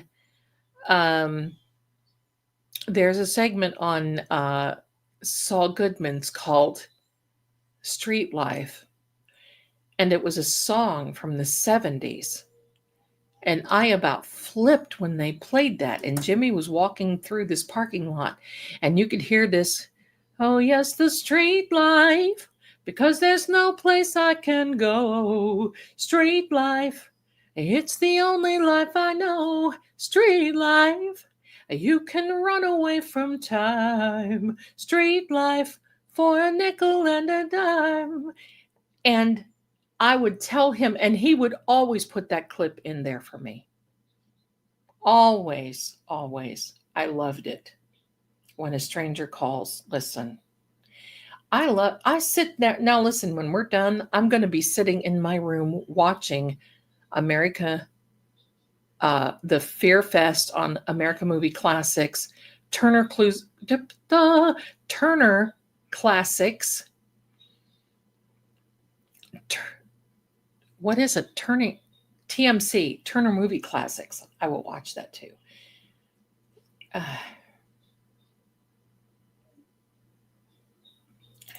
The other reader I watched wanted to leave you validating comments on some of your, but didn't know if it would be welcome or okay. Oh, you mean they wanted to say good things? Like they believed it? Or you wanted to? I mean, look, I welcome everybody as long as they're respectful. And you can disagree with me, but don't be ugly about it. And then if you disagree with me, don't go into everybody's don't go into everybody else's channel and complain. Do it to my face or don't do it at all. And that's just kind of how it is. Me and My Brother, Zelda, that's the movie. Was it? It's creepy. It's a creepy, well, now I have to look again. Christopher. Can I spell Christopher? Yes.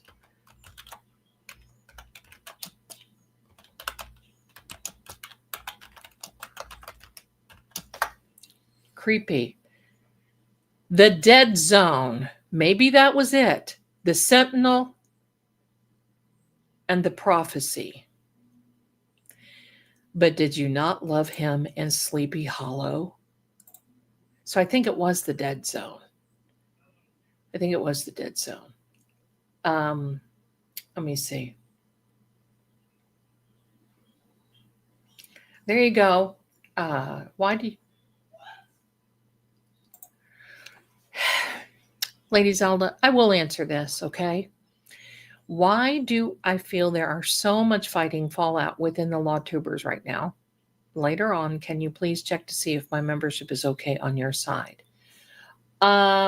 What side are you on right now? Because the side I am looking at this question on, I don't know. I don't know what side this is on. But you're green when I see you.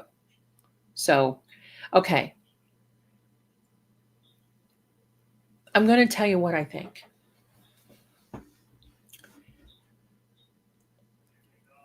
I think it's a trend. I think a lot of people that get upset on these platforms, first of all, they hide behind their names.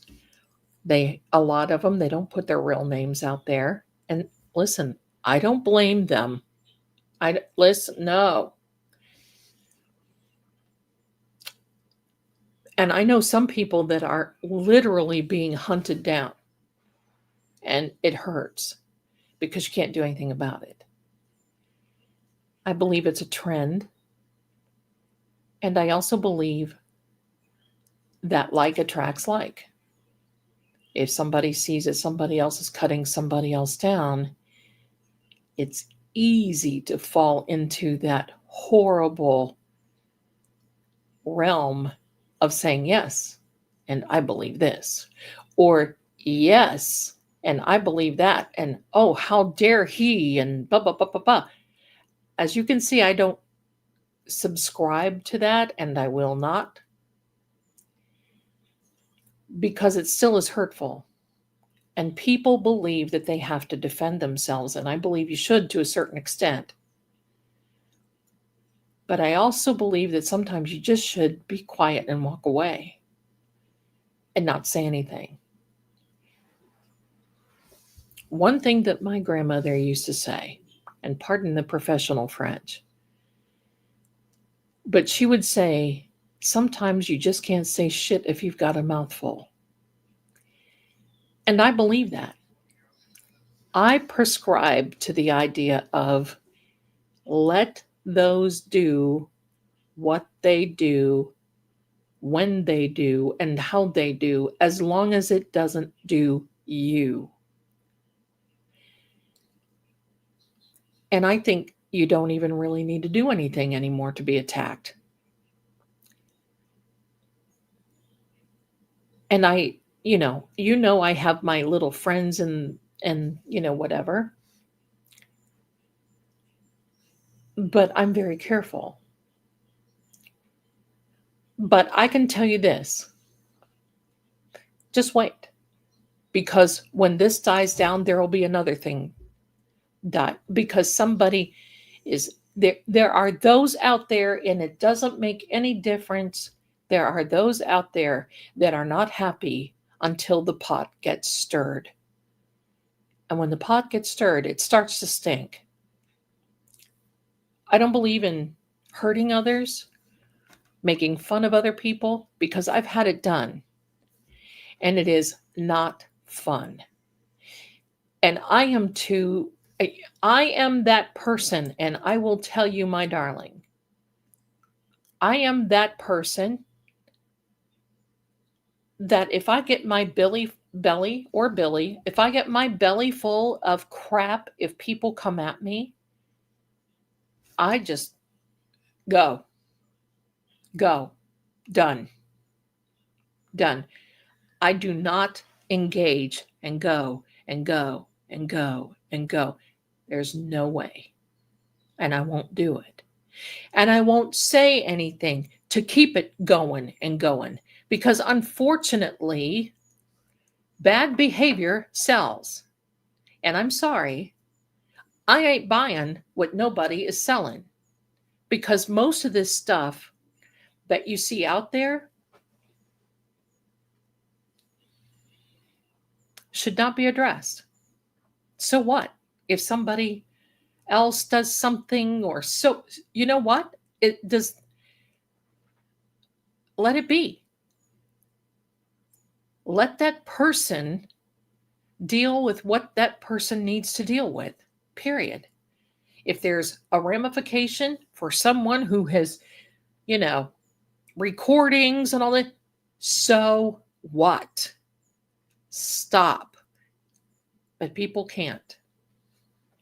People can't. And that's my idea of it. I just, it is what it is. That's my idea. And it's very sad. Let me see. I remember last November you said this, Miss Zelda. What did I say? I lost. See, I'm so far behind. I'm clicking up now.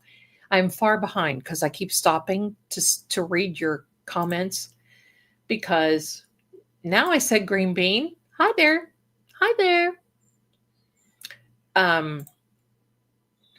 So let me cobalt garage. Remember garage? I smelled like woods, and people don't see it. There you go. The prophecy. Yeah, it's scary. I think it's the dead zone that I'm talking about. I love the big bands too. I keep looking through there.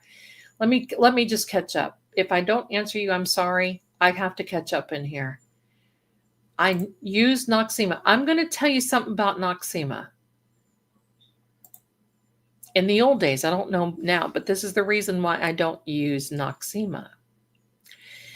If you have fingernail polish on, if you use a cotton swab on to put,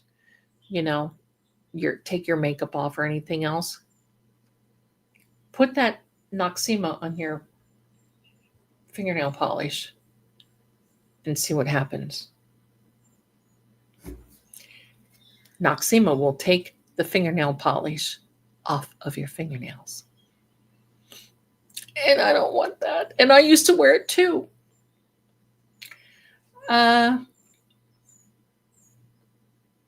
Okay. I guess I'm getting to the point where you guys watch me put blush on. From a dude, I started looking at the hands. There you go. Thank you, my darlings. You guys are so wonderful. The haunted makeup tips with Zelda. You do not want to be looking like you could haunt someone. You don't want that. I love mineral powder. I do too, because I'm going to tell you this. In the summer, I have to wear powder foundation because it's too heavy with, heat and everything else. And in the winter, like fall and winter, I'll wear a little bit of the liquid. I'll show you an eyebrow trick when the time comes, and you'll never go back. You never go back. I would love that. Aw, thank you, my darlings. I just been around for a while. I need under eye stuff for puffiness. Honey, I got the worst puffy eyes, and you can't tell because there's a certain way to take care of it. All right, let me see what else is going on. I have to like catch up here. Catch up. Let me see. Thank you so much. You guys are wonderful. I'm a new member. Thank you, Schwartz 12. Thank you, my darling, for being here. You're gonna love it. We mark safe against scary trick-or-treaters. We do. Raquel Welch was gorgeous. She would be my spirit animal. I wanted to be like her. In fact, I used to wear her wigs all the time. Let me see. I'm catching up a little bit. I'm kind of flying through because I stopped to do the makeup thing. Sue, my darling, I found you recently and now I watch all your videos. What a refreshing it is to see you fresh, honest, and kind. Thank you. Thank you very much. I don't believe in hurting people just because you can. That's ugly. And you know what? I'm just going to come out. Can I come out and say it? Yes, it's my channel. I am going to come out and say it. If you hurt people just because you can, it's evil. I believe it's evil to hurt people just because you can, to the point where they feel so upset. Shame on you. It's evil to hurt people. And watch, crap will come back to haunt in other ways you just don't even know. But it will definitely distract you and take your mind off of hurting somebody just because you can. That's how it works. Debbie, the reader wanted to leave the messages. I told her that as long as she's respectful, it'll be okay. You're both getting very small. Hey, welcome her with open arms. If she watches, that's wonderful. If she, I welcome everybody. If they want to come in, as long as people, I'm a reader and you're doing this wrong, to each his own, right? To each his own. But there's a way you can say it. There's a way you can say it. Oh my gosh, Borderline. Oh my God, my oldest friend lives in Palm Springs. I saw that Borderline, and remember that Madonna song? That reminded me of, what was that song? Borderline, seems like I'm going to lose my mind. Yes, I liked the old Madonna song. Now I don't know what happened, but okay. Who wrote The Exorcist? Was it a novel? Can't watch. It was a novel, but originally, let me tell you about The Exorcist, my darling. The Exorcist, and I'm behind in the chat, so I can see on my screen that you guys are just talking, and I love it. Talk amongst yourselves. Who wrote The Exorcist? It was actually, I don't know the writer, but it was actually originally about a little boy. It was about a little boy. And they changed it because they thought it would be, how do I want to say? I think they thought it was going to be a more effective if it were a little girl. I remember I wasn't little when it came out, but I remember that. I remember going up around, oh, look who's here. My darling. Hello, Nan. Welcome into the channel. Happy Halloween to you, my darling. Welcome. I hope you're ready with your kids. Do you go trick-or-treating and all that? I love it. If you want to come in, let me know. There you go. If you want to come in, let me know. Thanks for being here, my darling. There we go. Let me see.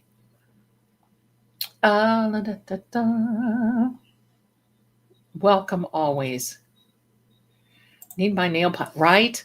And listen, I was doing my nails today. I got to tell you about this because I'm into this clean mode. When Karen Reed's trial was on, bless her heart, we were all just glued. And I was glued here because, I'm putting out content and watching the trial at the same time. And one day it was kind of like, oh, heck, my bathrooms are starting to look like a crime scene. Not really, but I'm picky about kitchen and bathroom. It's called, when you clean house, it's called the wet work. And I have cleaned so much, and I don't use chemicals when I'm cleaning at all. No bleach, no nothing like that in the house. This one fingernail is starting to split right down the middle. So I'm having to put an overlay on this nail, and I got caught behind on doing things today. And I did not get to paint. Tomorrow they will be painted. Micellar water, that is actually very true. It's wonderful. That, and there is a diluted witch hazel, hello, for the witches. The witch hazel is very, very good as well. I use that sometimes as a toner.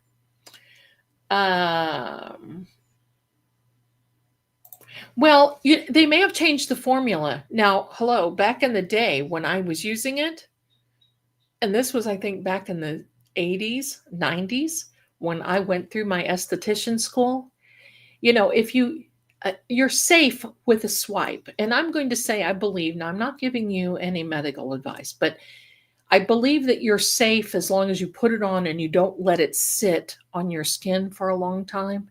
And if you can take it right off, then I think you'd be okay. But if you hold it on fingernail polish for a few seconds and then swipe, if it doesn't do that, then they've changed the formula, and God bless them. I'm glad that they did that. Oh, look at this. Oh, that's wonderful. Help, my face is haunted. Merch. Hello. And that I'm working on too. Merch. Help my face. I love that. You guys are so great. Is haunted. Yeah. There you go. I love it. I believe I'm scared of the exorcism of Emily Rose. You know what movie I watched the other night was Rosemary's Baby. Now, there's a backstory to Rosemary's Baby based on true events, supposedly, allegedly. Now, I don't know. But anyway, let me tell you the Goodmans are here. Welcome, my darlings. Welcome. Hi, so good. I cannot even speak. So glad to see you. I was going to say glad and good at the same time. It came out glud. So it's very glad to see you. There you are, my darling. Glad. Tammy, hi everyone. Oh, I love that you love the channel. Thank you. Go on with your good self. That's right. Let me see. I do too. Michael Jackson. And listen, at any time during this time of year, you could probably peek through my window and see me, dun, dun, doing the Michael Jackson Thriller thing. Yes, I can dance along with that. Yes. You keep on pushing my love over the board. Green Eyes, you are my darling. Exorcist was partially filmed at your Really? I don't even know what campus was that, my darling. I think you told me, but I don't know. I think you told me, but I don't know. And I found my blonde pictures. So the next time you want to come on, I'll show you my blonde pictures. You guys will freak out. I look completely different. Thank you, Mitchell's coming up. William Peter Blatty? Is that Blady? Blatty? Is that how you say it? Yes, I love Halloween. I'm so glad that you do too, honey. I'm so glad that you do. Let me see. Nan, you're welcome to pop in, my darling, if you like. Fordham University. Nice. That's wild. Now, The Exorcist, the one, who is he really related to? That should be a trivia question. Well, now I have to.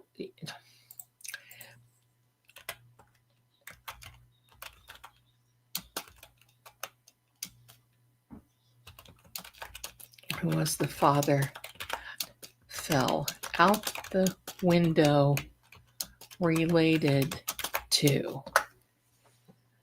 He is related to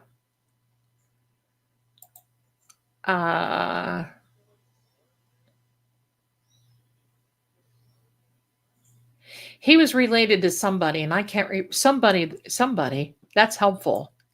That's helpful. He was related to somebody. You can take that home.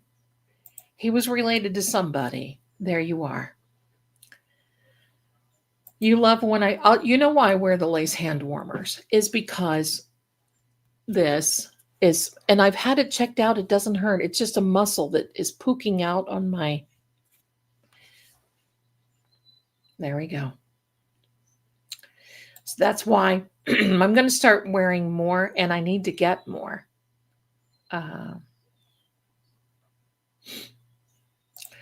Oh, the vamp and night. Yes. There's a girl on YouTube that does vintage nail. I bet she could tell you. She could tell you. Let me see. I will need merch with a little decal on the front left and big decision. Yes. Yes. Well, I've worked on the mushroom for Manifestation Mushroom Monday for all of us. Those are going to be really cute, but I have to get those approved. But yes, I'm going to be doing that. Let me see. I'm blazing through right now because I have an exorcist story that I want to tell you. I love this. Nan, do you have any haunted magical makeup tips for us? Come on with Zelda. I love it. The demon manifested as his mother in The Exorcist. There was something about, I believe it was the father in real life, the father that went out the window, was related to someone else. I cannot remember who that is. I cannot remember. Hello. Kitty bedtime. Well, bless you, Nan, anytime you want to. Bless you, bless you. Thank you. Oh, wait a minute. Hold on. Zelda, is a carpal tunnel in your hand? Is it sore? It's not carpal tunnel syndrome. I had a release in this right here. This is from old age. I admit it. And it's from using my hands so much. My grandmother had this too. It's just muscle. Now, I could probably have it removed, but since I use my hands so much and put the hands on camera, I'm kind of weirded out about it. So I'm just going to wear the lace gloves and call it a century. That's what I'm going to do. All right. But Nan, thank you. You are welcome to be here and listen because we love you, my darling. Happy Halloween, Bad to the Bone. I see you on the Talkie Tick all the time. I really enjoy that. Thank you. And you might want to go over there. And if you're on Talkie Tick, follow Bad to the Bone over there. Happy Halloween, Paranormal. There you go. The priest was that manifested as his mother. Yeah, in the movie, but I'm talking in real life. There was another actor, I think. There was another actor. I'm not sure. I'll have to look that out. We'll look at it tomorrow. I love the lace glove. Thank you so much. I need some more fall colors. I need some more different. I need some more different. The language you can learn on this channel is amazing. Be here because you will learn how to speak. Okay. Sometimes I get like that, my darlings. I get excited. I'm reading everything and hello. I've got to go about the story that in sick.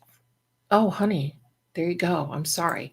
Now, are you voting in the poll? Remember the who's winning? Which stories are winning in the poll? Run is winning in my channel on True Oracle. It is the St. Augustine. It's the St. Augustine one. You guys are wonderful.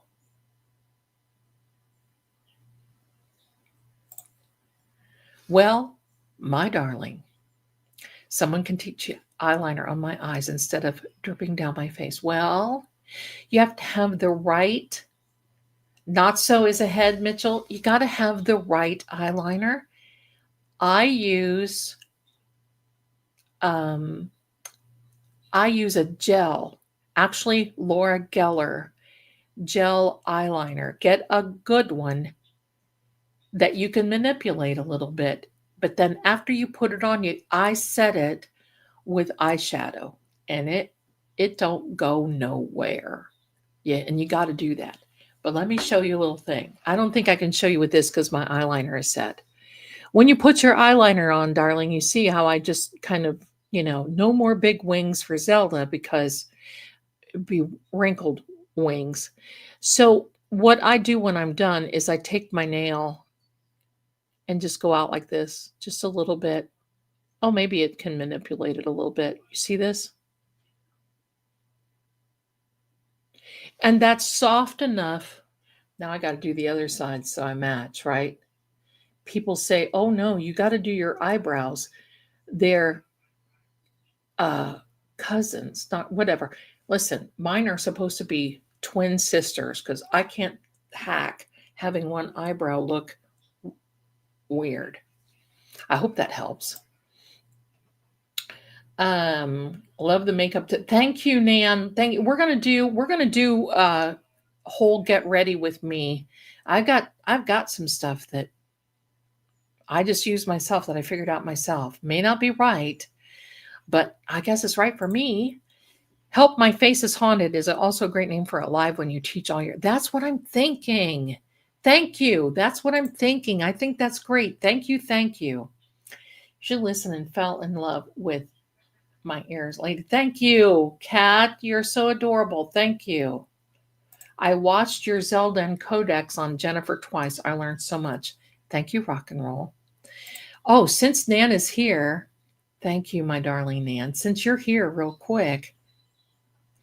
Oh, we would love to hear it. If you want to come in one time, we would love. If you want to collaborate on that, let's do it. We can do it if you want to. I think that's great. Let me know. Since you're here, Nan, I got to show you. Look what I made today, and it's just a little something that tells. Look, the ice cream truck is coming. And I believe it's for Jennifer and Carrie because, they're talkers. Let's take a look at that again. Here it comes. Ready? The ice cream truck going down the streets of Canton, Mass. There you go. Let's plan on it one time, my darling. Let's plan on it. I think that would be fun. That's a great thing. We'll plan on it. We'll plan on it. Susie, we're not going to talk about that. Okay. So please don't ask. Thank you. There's the ice cream truck. Yay. Yay. Let me see. Let me see. They're coming, Jen. Ice cream for ice cream. That's right. Okay. Here's the Exorcist story. Here's the Exorcist story. Okay. My darling, I think you are absolutely correct. The ice cream truck has never left. I think it's just been parked around back. I agree with that. Now I'm hungry for ice cream. Hello. But I think it's just been, yeah. Go brush your teeth, Jen. The truck is coming. I agree. You guys are so fantastic. I love you so much. I can't wait till you're here tomorrow night to see the intro in my costume because you guys will laugh so hard. I know you're but get ready. There is a surprise trivia game tomorrow night. We are going to be get your little Google fingers ready. A surprise. A surprise.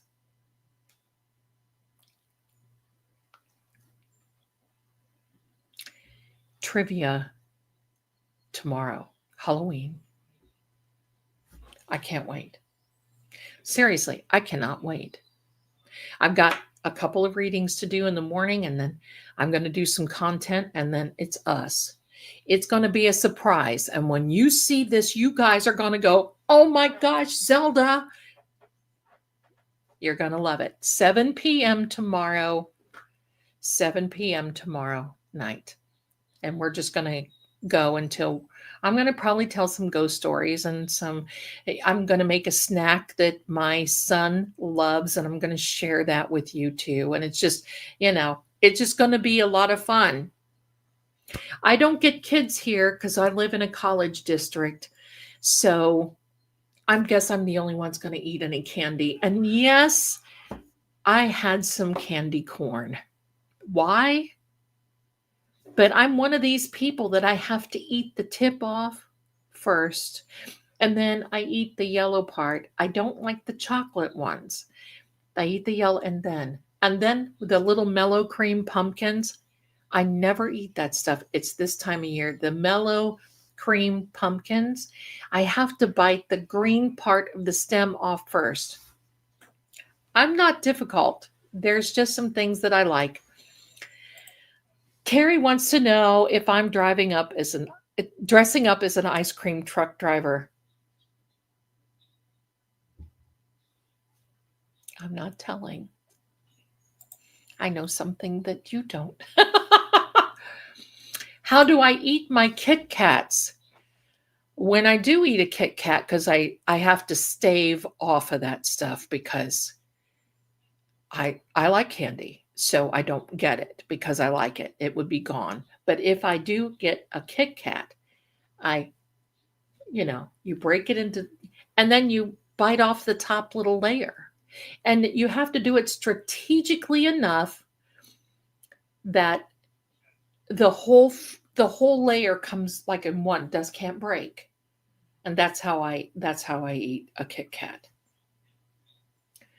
So there you are. Let me see. Candy corn with salted cashews. That's a new one. There you go. Layer by layer. That's it. Have to do it layer by layer. How about an exorcist story? We're here for haunted. Nan is my spirit goddess. I wanted to go to law school, and I started at Old Dominion University in Virginia, and I ended up getting my doctorate in metaphysical sciences. Talk about the opposite end of the spectrum. And now I want to go back to get my doctorate, and I'm $800 and a few credits away. What will that do? I don't know. That and a Kit Kat will buy me whatever, right? So, but I've always been one of these that I love to learn. It's not so much for me that I have to be credentialed, because technically I am doctor, but I studied metaphysical sciences with a minor in theology. And then I decided what they were teaching the profs that were teaching the theology didn't ring true with what the word said. So that kind of went shloosh. All right. Here is the exorcist story.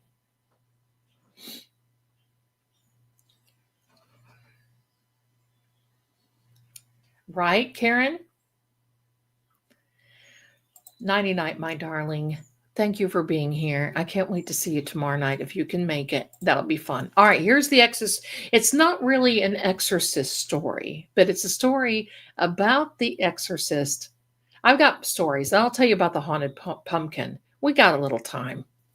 I mean, I've only been streaming for 3 hours. I got a little time. Here's the energy boost that I have. I can't remember what year. Wait, let me see so I can get this correctly because, you know, if you fact check and you say, Zelda, you're full of the brown stuff.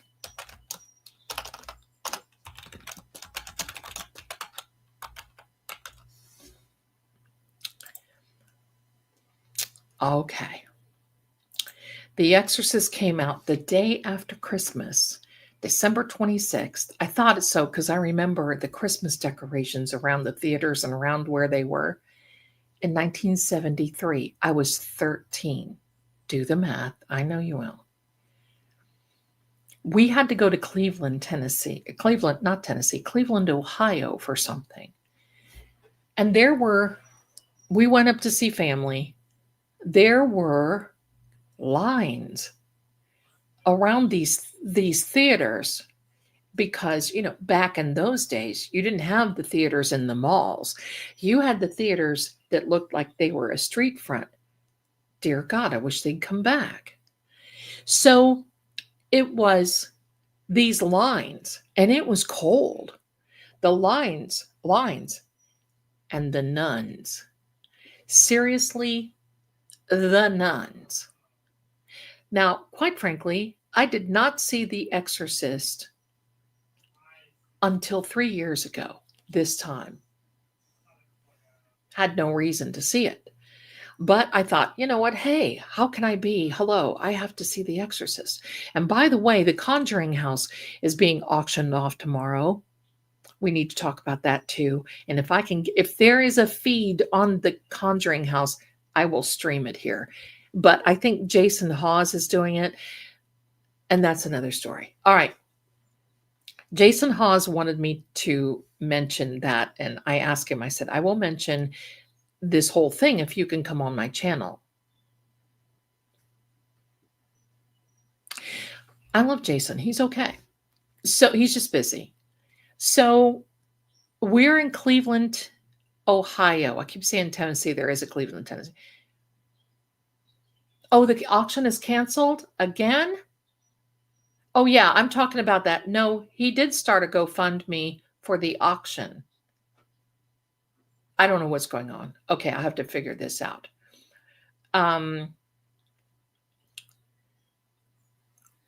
So we're in Cleveland, Ohio. The people, and then there were the nuns. Yeah, I saw that too. Bad to the bone. The private lender debt paid back. That's right, but they didn't pay off the mortgage, and it still has to go up because I just saw a video yesterday of Jason talking about it. So okay, so anyway, I think they raised like $160,000 or $170,000 now. They might get it. So okay, now I can't be looking at the chat. I'm going to get distracted. The nuns were out praying, blessing the theater. Now, I'm not Catholic, but we know enough to say there is a Cleveland, Tennessee. I know enough to say, holy, holy, the nuns are out. What is going on? And of course, my mother, the timid soul. And I'm sitting up the days before seatbelts. So I'm sitting up like this in between the two, my mom and dad, looking, wanting to get my eyes filled. And my mom's like, this must be a really bad movie. And my dad's like, we're not going to go. And I'm like, I want to go. That was the wrong thing to say. And he said, well, we're not going to go see this. I'm like, why? What's it about? And he's like, no, remember, my dad was the pastor's son, not the pastor that but my grandfather passed away when I was born.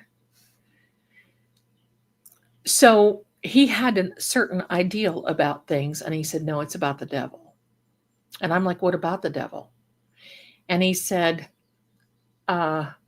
it's about how bad the devil is. They didn't want to say, I'm 13. Hello.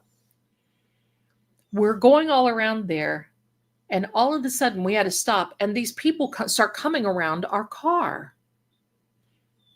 And my dad, we're just kind of frozen. It was scary because they were starting to protest about this movie, The Exorcist, being on. My mother is in tears, and we're just scared. My sister and I are in the back seat, and we're scared. And the nuns come out. And they're like praying over everybody. It was really, I think that was in some ways just as scary, if not more scarier than the movie, right? So as time went on, whatever, every year I would see it. 3 years ago, we had a gamer friend that was in some of the tournament groups with my son, who was living here in the US in Virginia, and she was having a hard time where she was living and whatever. And I said, you know what, why don't I just come up and get you? We don't have enough room, but I don't care. We'll make it work. I'm up all the time anyway. I'll just give you my bedroom and I'll come up and get you. She's like, okay. I drove up there, and I knew that my son was moving out. He was going to try to go to university somewhere else, and he was moving out and doing some things. And so I just basically said, yeah, come on, I'll need the company. So she was from Australia, and I just loved having her in that environment. And she was a gamer, big time gamer. So it was Halloween time, and I'm making snacks because what do I do at Halloween? I make snacks, and I figure out weird ways to dress up. So we're sitting here, and she said, what do you think about watching The Exorcist? And I said, yes, I will watch The Exorcist with you. And she said, well, it's a double feature. And I'm like, what is it? She said, The Exorcist 2. Now, I want you to know something. Linda Blair, bless her heart, had a messed up life because of her mother. And she was dating Rick, oh shoot, what was his name?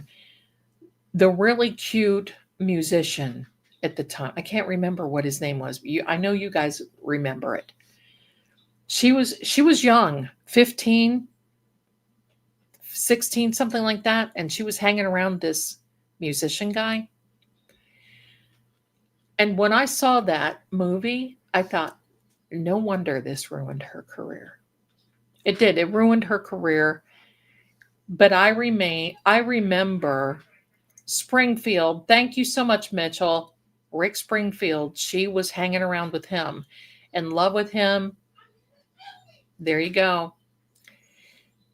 And I get it. I get it. And quite frankly, Rick Astley, hello. But quite frankly, in that time frame when I was growing up, when you were 16, 17, it was, sorry, I got to say this, it was kind of a thing to be dating an older guy. When I was 17, my boyfriend was 20. And it didn't seem like anything back then. But now, I would probably have a litter of kittens if one of my kids did that. Hello. So I love Rick Astley too. Even now, he's cute. So we watch The Exorcist, and you could see that there were some painful moments for Ellen Bernstein, I think is her name, who played her mother. But there were painful moments for Linda Blair. And then she made the other movie, and she's tried to make some movies, and it just, that was it. That was it for her. That was her named fame. Except, now we're going to fast forward a few years. when Linda Blair was on um, the scariest places on earth, I think that's the name of it, where you would have families go and they would have that little Zelda, what was her name from the Poltergeist, Zelda Rubinstein, run to the light, Carol Ann. You remember her. That Zelda, the Zelda that, you know, she was, yeah, she was totally normal back then. Yes. And so she was on the scariest places on earth. Thank you, Weird Debbie. The scariest places on earth. And it was a really great show, I thought, but it was very scripted. So I applied. I went to my family. Now, they were going to be going different places, right? And I applied to go to that. And I wrote to Linda Blair.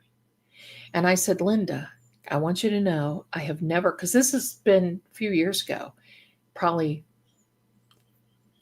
30, yikes, 30 years ago, more than that.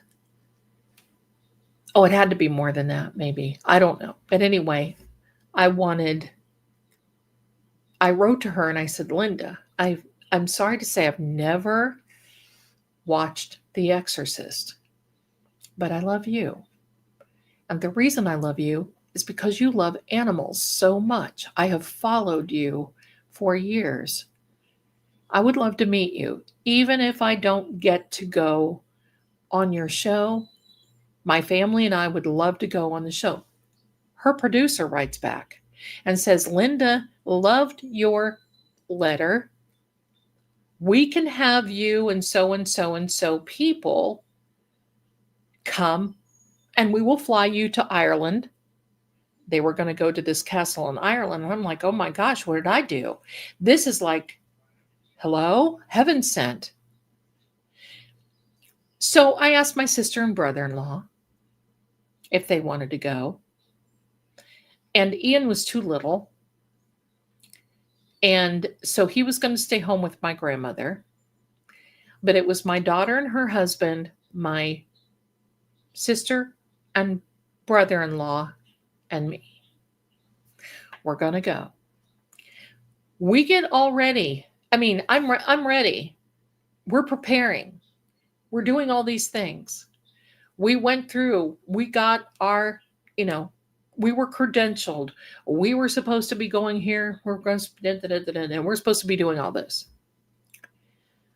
Not Rick James. It was Rick Springfield. And we were probably 10 days from leaving. My sister and brother-in-law call my daughter, her husband, myself. And they said, hey, you guys want to come over? Oh, sure. Yeah, whatever. My sister leaves the room and I'm thinking, oh, here we go. Now, my sister and I are about as close as this, okay? The brother-in-law stays out in the kitchen and he goes, listen, there's something I got to tell you. Oh, and I'm sitting here. Oh, here we go. Yeah, he says, your sister's decided she doesn't want to go. And I said, she can't do that. The flights are already paid for.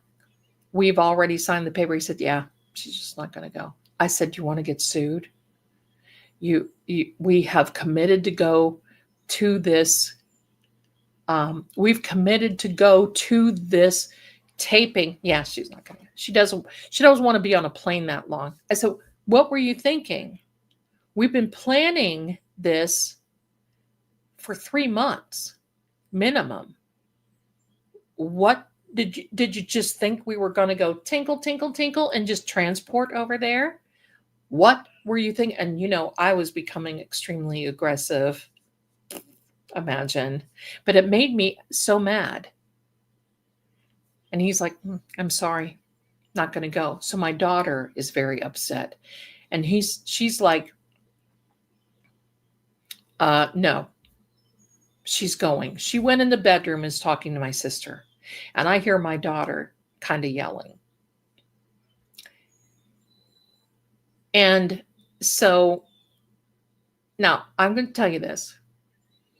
My sister does not have a career. She doesn't have a degree. There was no aspiration to do anything. She married my brother-in-law years ago. She's had a little job here and there. And you know what? There's nothing wrong with that at all. But we are probably about as opposite end on the spectrum as you could probably get. She is a homebody. She doesn't believe in a lot of this stuff to a certain degree. And so she just decided she didn't want to go. And she does that a lot. She would do that when we would plan to go out for a dinner, for a steak. All of a sudden, she just didn't want to go. And that was her. It was like she was nailed to her house. To each his own. I was so angry. And I said, we're in breach of a contract. So what do you think is going to happen? I'm going to have to get a lawyer because I'm the one who set this up. And this is with a network. It's not like it's just Fred's Bank on the corner of Walk and Don't Walk.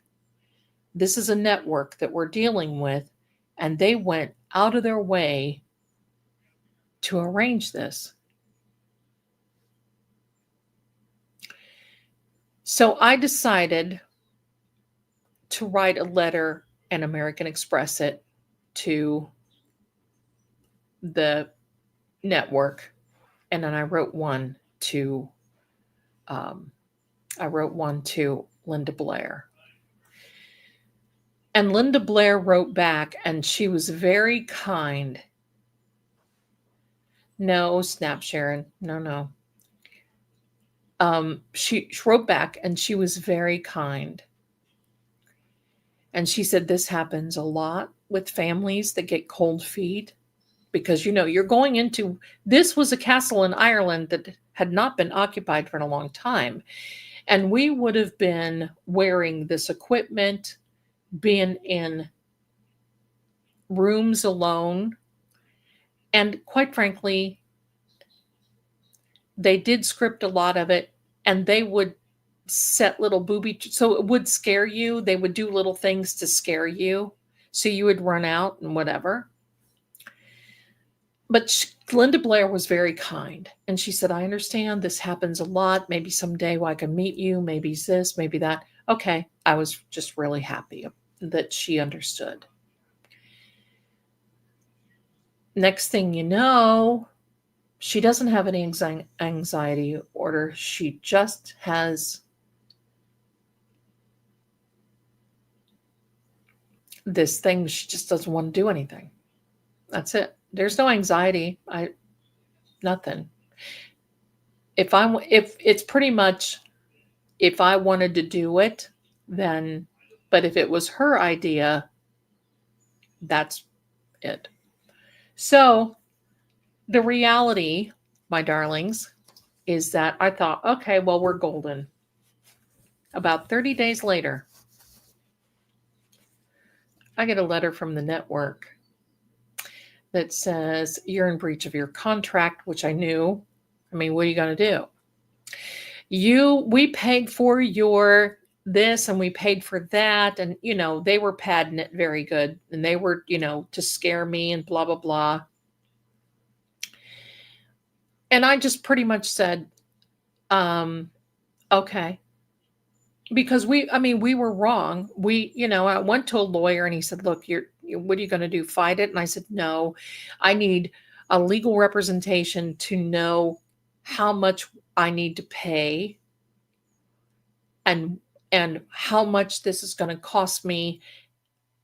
And, whatever, because they got bigger, better, badder lawyers. I'm going to say it that way. And I said, I just need a legal representation to make sure that whatever it is that I have to come up with that they understand that's it and there's no more, and that's the end of it. I couldn't go without her because you needed a particular 5 to go. So if she didn't go, we couldn't replace. It was too quick. We couldn't put somebody in because, they do everything. Background checks. You have to make sure that you get a passport. You could, whatever. That's why. It wasn't like you could just because we were flying to a different country.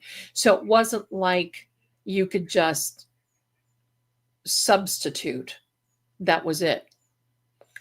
So I couldn't go without her because it was too late in the game. So it was just too late. So I finally got it together with my lawyer, and that whole crap, 5, this, that, whatever they advanced, whatever they would cost me $33,482.16.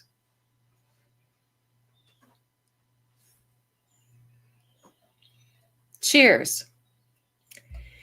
So I learned a lesson, and that is never to include someone that you think will be happy to go, and then because they don't have to be responsible, they just whatever.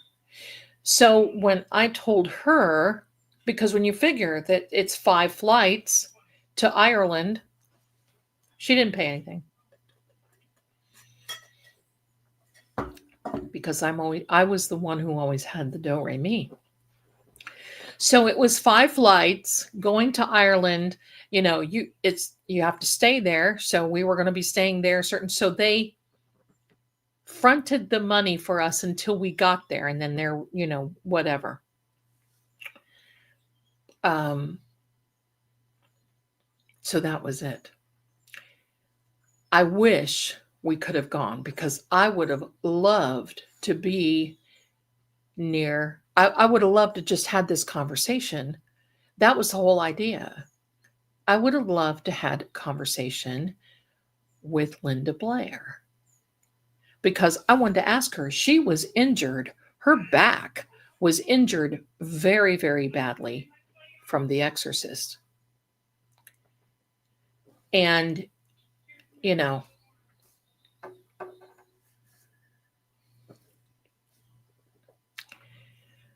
there were, there were issues. She's a half sister, but we grew up together. So it's all right. It's been years ago. It's years ago. The story was really about The Exorcist. I got off on my own personal tangent, which I should not have done. But Ellen did dislocate her shoulder. There were a lot of injuries on that and a lot of hauntings that came from it too. A lot. There was one of those, they had a lift in the bed. So when Linda was lifted from the bed and was slammed down, her back was like, she suffered. She suffered. Pardon me. She suffered. No reason to have any of this emotion for it's long. Listen, water under the bridge. It's all good. Reagan, AKA, that's right. And you know what? At that point, I like that. I like that name for a girl. I like the name Reagan. They did leave that scene in there. They did. They left the scene in The Exorcist. They sure did. They sure did. Now, let me tell you something about Rosemary's Baby. Mia Farrow was married to Frank Sinatra when she got. Now, Frank was a heck of a lot older than Mia Farrow. His family didn't like that they got married. But she had this offer to do this movie, Rosemary's Baby. And Frank said, "You're ruining your career. You will never do anything. Never done. Nothing. Hello. Never done. Nothing. You're going to ruin your career. It's all going to be horrible. And you have to, if you do this movie, I'm done. We're divorced." And she pretty much gave the Canton salute to Frankie and said, I'm doing it. It's an opportunity. You had your career. Mine's just getting started. I want to do this movie. I think it's going to really do something. Well, he said, "Yeah, okay, you do what you want to do." They were filming Rosemary's Baby, and it was one of these hard scenes. And in the middle of it, Frank's attorney shows up and serves Mia Farrow divorce papers on set. Let's get petty, Hollywood. That's the way it goes. So she said, "Okay, fine." Of course, that hurt. And when it was over, she said, "Wow, this is going to be amazing." And it has. I mean, it's legendary. Rosemary's Baby is legendary, what they have done. So but Frank had his own problems. I'm loving this so much. I'm a hardcore Sinatra fan, and this was in his. Oh, was it? Okay. This was something that Hollywood didn't really want to tell back in the day because it looked really bad on Frank. But since when did Frank really care about doing anything, right? About that, Frank was Frank. It wasn't like Judy Garland. Frank was Frank. So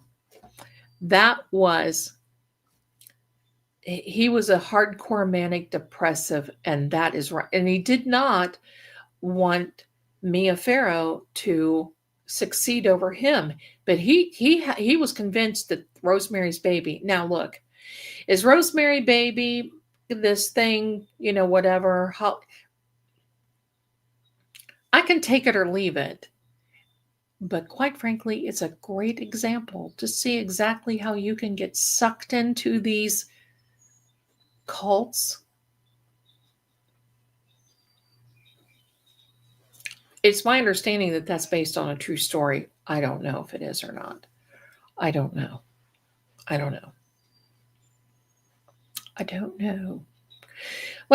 going to tell you about the haunted pumpkin, and then I'm going to say goodnight to you because I've got to work tomorrow, and I know some of you do too. The haunted pumpkin. Ian and I,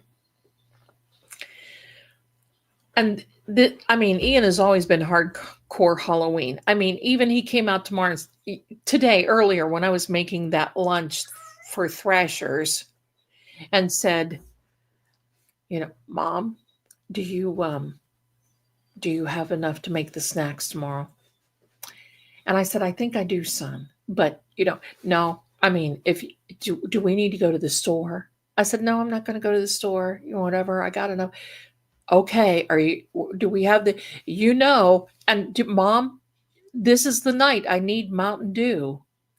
"Okay, I've got Mountain Dew for, whatever." So Halloween has always been this little ritual for us. We've always loved it. So Halloween,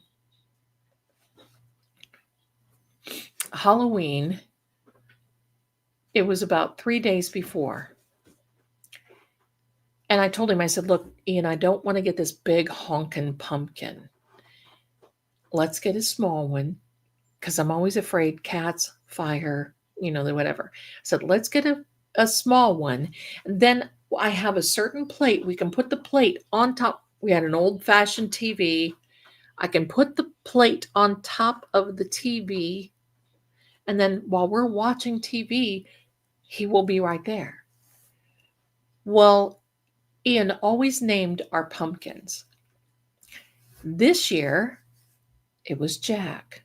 I thought it was marvelous. Jack-o'-lantern, Jack, it works. So he always named him, and this year it was the Jack. And we carved him. He told me, he said, "Now I want him to smile this way." I wielded the knife. He was the designer. So, okay, we do this, and we do this, and we do this, or whatever. Jack looked fantastic. I told him, I said, "I've got a black candle to put in the middle of there." Great, let's do it. Now, I've always made my pumpkins where you cut out the bottom, because as they get, heat and everything else, the tops start to sink in, and then, it becomes yucky. So we got, everything, cut the bottom of and they're more stable that way anyway. So we put this down over the candle, and we would be sitting there watching TV, and the candlelight would be flicking and flickering, and we would see the shadows on the walls, and it would be all this, and all of a sudden I'm sitting there just kind of, looking at other stuff and doing whatever, or he's watching, and I see him go. I said, "What's wrong?" And he said, "Did you see that?" And I'm like, "No, what happened?" He said, "There was a shadow that came out of Jack." And I said, "Well, you're going to see shadows, son, because there is it's the light. It's flickering from the candle." No.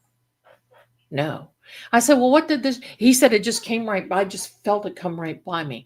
And I said, "Okay." And in my mind, I'm thinking, he's sitting here. We have the jack-o'-lantern. It's a Halloween thing. We got our little candy. He's got his little snacks, and we're watching Halloween movies. So he's probably like boomed up a little bit. Yes, my darlings, you put time out. You put your little pumpkin on the side. Here's the top of the pumpkin. You put it on the side. So instead of sawing it out up here, you cut him here. So he goes straight across. And you make sure he's cleaned out really, really good, because you don't want to put a big honking candle in it anyway, because the heat really, will do it in. So you cut about this much off of the end of your pumpkin to make sure that it sits right. You put your candle down, and you just put your little pumpkin right over your candle, and it is good to go. Hi there, Rita Mills. Hi, my darling. Good to see you too.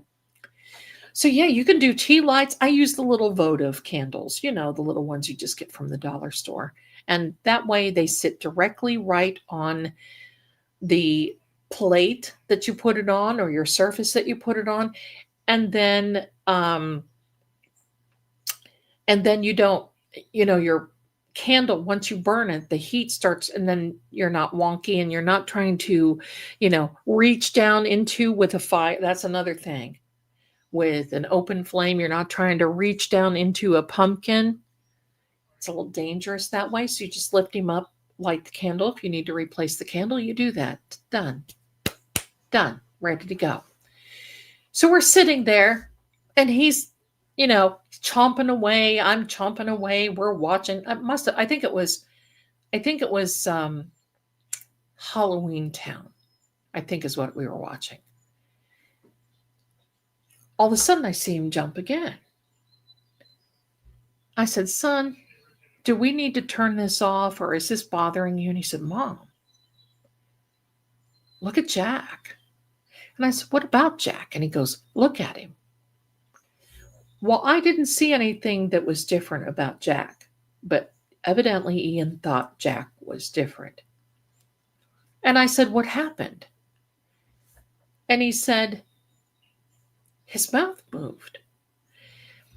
And I said, well, buddy, it's probably from the heat, from the candle, making his little mouth, kind of warp a little bit from the heat that happens. He said, Mom, that's not happening. Go up and look. And I'm like, I'm not going to go up and look at Jack. He goes, go up and look at Jack. I said, okay. So I said, okay, so here's the deal. I said, I'm going to do something. I'll be right back. He goes, turn the light on. Okay.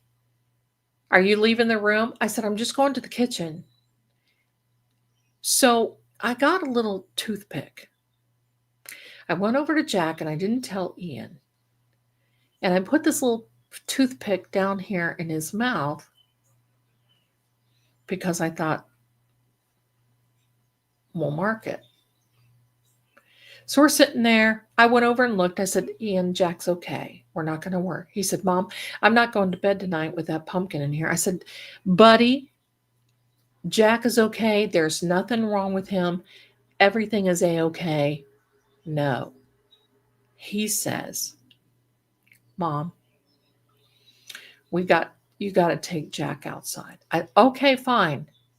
We're sitting there. Finally, things calm down. We're talking, we're laughing over the movie. We're saying, isn't that cute? Blah, blah, blah, blah, blah. And the next thing you know, I see Jack's mouth move. Ian lets out this scream, comes running over to me. And he said, see, I told you. Now, how I saw it move was this kind of like, and it was the part with the toothpick. Just kind of like, and it was not the toothpick. It was like he was trying to get the toothpick out of his lip. I said, okay, buddy, here's what we're going to do. You sit right here. And I went to the kitchen and got some salt. I put some salt on him and I said, Jack, I don't know who or what you are, but you're not going to be sitting here in this home with me and my son. So you're done, pal. And I took Jack out and I shot put that pumpkin and he went in the woods. The next day, we get up. Ian's looking outside. And he looks at me and his face falls. And I said, what's going on? Because I was positive, Jack, because I thought, well, I'll shot put him out in the woods and the squirrels and the deer and, and the antelope play, right? They'll start eating them. That's what happens. And we always do that with our pumpkins anyway. I don't wait till they get rotted. I put them out there. Then the raccoons and the little critters can have a little snack. I said, what's wrong? His tears welling up in this poor little fart's face. So what is wrong? Mom, look out the window. Now, we did not live around. We lived in a wooded area. There was nobody back behind us except wooded.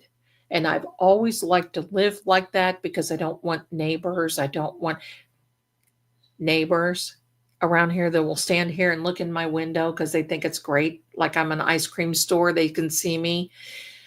So Ian was about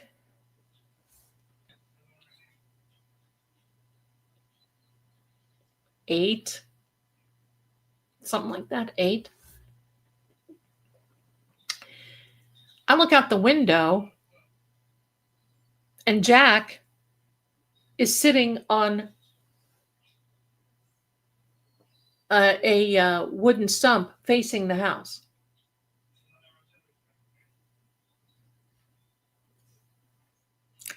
Now, there is absolutely no way in all that is holy that pumpkin could have jumped from the ground because I shot put it there. And it was up sitting facing the house. I looked at Ian and I said, listen, I'm going to tell you this right now. We are okay. But you stand here and you watch. Mama is taking care of this. I went out into the garage and I got a hatchet. I went behind the house and there's little Ian face pressed up against the window. I said a few choice words to Jack. I went right up to Jack and I landed that hatchet right in the middle of him and split him in two. Boom. And the moment that I did that, you heard a big noise, and my son heard it. I thought I was going to have to take Ian to the hospital. He flipped out so bad. And I'm like, oh, really? You got more, pal? Boom, boom. And I was going to town on that pumpkin. I mashed that pumpkin and made sure that I threw it in all parts. Said, may you be gone, go. And that was it. We never heard or saw Jack again. And poor Ian had to sleep with me that night. He could not go to school the day after. He was so freaked out because he was afraid to leave me for fear that he would come home and see that I was either be gone or that Jack would be sitting in the house, and I would be on the floor. So he was hard. It was very, very hard for him to get over that. Now, where we got that pumpkin was a pumpkin patch. It was not a grocery store. I always like to go, hello. You go out, you get your little pumpkin somewhere. It was already picked. They had him, whatever. And he was just a little sugar pumpkin. That's all he was, just a little sugar pumpkin. But he went in a way that you could never imagine going. Yes, that was me. But he made my son cry, and you don't do that. So it's never been, he got the Lizzie treatment. That's right. Lady Lizzie took an axe and gave Jack 40 whacks. I just made that up. And when she saw what she had done, she turned and gave Jack 41. Lady Lizzie wasn't a bad girl. She did what she was told. She just made sure that old Jack never grew old. Oh gosh, here we go. All right. Yeah. Hello. Stop, lady, with the that one. Oh my gosh. Do you like yeah, I'm quick on the draw there with that little stuff. I don't know if Ian remembers that or not. He probably doesn't, but we'll ask him. Yeah, I've kind of been this hero. I got to tell you a funny story about Ian. Then we're going to have a drawing. But first of all, I want to thank Just Rubes, my darling, for this super sticker. You're fantastic. Thank you so much. And just give me a second because I had someone else give me an anonymous Venmo. That's very kind of you, darling. Thank you so much. Thank you, guys. You guys are such a good support. I love you guys. You guys are wonderful. Now, poor Ian. See? Oh my God. How do you seem so good? Because this has just kind of been my... Someone asked Ian last night when we had the live for Kelsey Fitzsimmons, how did you know that your mom... And he said, well, I just grew up. It was just, that was our normal. And that's just really what it was. It was just our normal. Oh yeah. I mean, can you imagine? Right. Yeah. They probably would have taken him away from me if that would have happened. Yeah. And there were times that he would have his friends over, and it was very hard for Ian because he was born on Christmas Day. So there were not the traditional birthday parties that kids would have in the summers. So I had a half birthday party for him. It was always June 25th, and we would have half hot dogs, half hamburgers, half, half stuff. But it just wasn't really the same. It wasn't, but we didn't. It was okay. It was good. No more pumpkins. We haven't had a pumpkin since. I had a turnip once, and it was the funniest thing in the whole world because Ian doesn't like turnips, and I wanted to fix it, and I thought, no, I'll make a Halloween turnip. Now that was hilarious. He lasted about a day. We didn't even put a candle, but he was our Halloween turnip. But it was sometimes hard on Ian, but he had a slumber party one time, and his buddies wanted to hear ghost stories. And I think I told two ghost stories. Oh, look who's here. I think I told two ghost stories, and those kids were so traumatized that their parents would not let them come back to our house. Look what I have. Potions. Look at his little eyes. Isn't that a gas? I just think that's so funny. And look here who this girl is. This girl's going to be in the bedroom tomorrow because these guys will, I put anything on you can see. And look at this one. Is that not so funny? Fortune teller. That's me. These are little bookends. And they're not, they're like plastic stuff, not ceramic, but they're plastic. It's breakable plastic. But I just love those. I keep them on my desk. Isn't that funny? I got them from Temu. And I think I paid $2 for the set of them. And I thought, oh, these will be good. And I've had them for like 2 years. I love it. So, what was I going to say? Okay, so yeah, those poor kids, they were never allowed to come back to our house. And I felt bad for Ian. And he's like, Mom, but those stories are so good. And I said, yes, but these are stories that give people nightmares. And you can't expect that. Can't expect that. Petey would, if Ian would let him, but Petey doesn't. They're not allowed in my son's room because he has all of his gaming equipment, and they have a tendency to go in there and lay on his keyboard like this person does with me and lay all around. So he would. Now, Ian, we did get a little hammock looking thing, and he has it on the side of his desk. And sometimes Petey will go in there and he will lay in that hammock and watch him play games. Sometimes on a good day. Other than that, not. All right. I am so sorry. It is late. It is late. I'm sorry I don't know. I'm hearing my son. I don't know what's going on. I don't know if it's on my end or not. If you're the only one, I'm sorry, Sylvia's daughter. Okay. So let's have a drawing. Shall we do that? Let's do. I'm going to do something very easy. What am I going to do?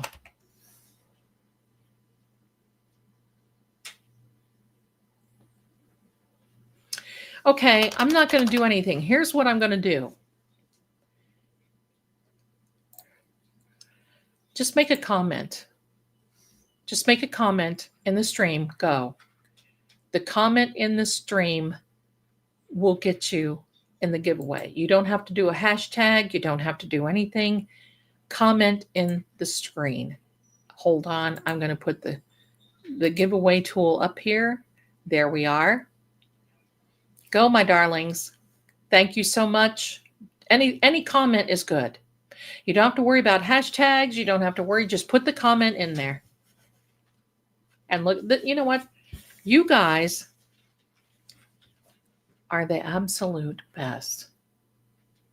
You guys are the best. And I'm sorry I've kept you too. I'm sorry to the mods that you're up so late. I get to see, hello, it's almost 4 hours and I've been talking. You love the stream. And here was tonight's, this was my little buddy. And that's me, the little gypsy. Now, that didn't look like me when I was a kid, but that's as close as I could get. But you see the little faces of the other little ones. And there was my little buddy. Run. Who? Now, has everybody voted? Because I'm going to end the poll. I'm ending the poll right now. Run made it on my channel. What is true oracle? Run made it. So run, ma'am. Run. Run made it on both. Lynn, thank you so much, my darling. You are so awesome for your awesomeness. Thank you for the Cash App. Bless you, my darling. Thank you so much. Thanks for thinking of me. Run made it. That's the favorite one. Ma'am. I've tried to call him because I wanted to ask him to come on, but his wife is. Oh, look, who's in the chat? Ian, run, ma'am. Run. I did not even know he was in there. Run. Ma'am, I ain't never seen a woman, a grown woman, run like you did. And ma'am, I suppose that he will be here until the Lord comes back. Keep going, my darlings. Have you, Ruby? I'm so sorry if it went late, but we've kind of been all over the place. I've missed you guys. And there you go.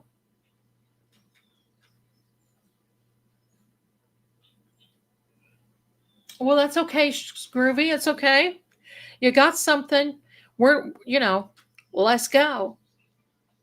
You're welcome, flutist. You're welcome, my darling. I'm hoping you're having a good time. It's good to see you, my darling, you and Jack. Let me see. We've had 51 people. Oh my gosh, that's wonderful. 51 people. Now, don't forget, if you want a card reading, if you want to look at the ebooks, I've written the ebook on tarot, Cartomancy, the hidden deck, and the Kipper deck. Look on over at the QR code with the little duck in the middle. That takes you directly to the psychic shop. And you can download any of those ebooks and start reading cards tomorrow. Stay tuned. I have a new CK Charlie Kirk video coming out tomorrow. Tomorrow is Halloween as well. And tomorrow night is our Halloween party starting at 7 p.m. Bring your snacks. We're going to have a lot of fun, and we're going to have a giveaway drawing. It's going to be, I believe, maybe the last one. No, it won't be. It won't be. Then Saturday night at 7 p.m.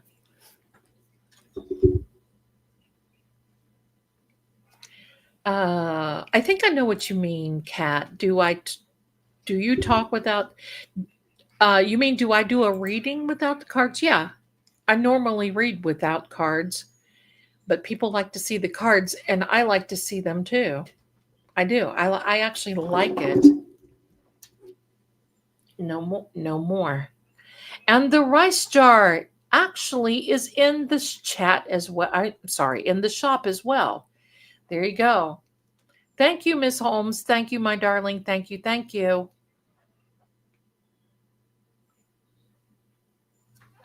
It's okay. Groovy, you need to, if you're listening to me, You need to put another message in there. The chat was going fast. And Miss Patty didn't mean to delete that. So if you could just put it in there. There you go. There you go. Well, don't say that now, Groovy. The crystal I put on top of my rice jar went missing. Oh, do tell. Some that do better without cards. I can pretty much tell you, my bestie that comes in here for many times, she was from Arizona. She's now in Tennessee. I read for her without the cards. And I read for her animals too. You just never know. It just depends. It just depends. Happy Halloween, everybody. I'm going to take this down. I want to put a little, thank you so much. I want to put, these overlays that we have here are so cute. Look at this. StreamYard did that. Now, hello. Why did they not do, look at this one. Is that not cute? These are cute. A little pumpkin. That doesn't look like Jack. Look at this guy. That's a little skeleton. And then there's Trick or Treat. I just think these are adorable. Aren't they, though? They're just adorable. Keep going, my darlings. Keep going. Keep going.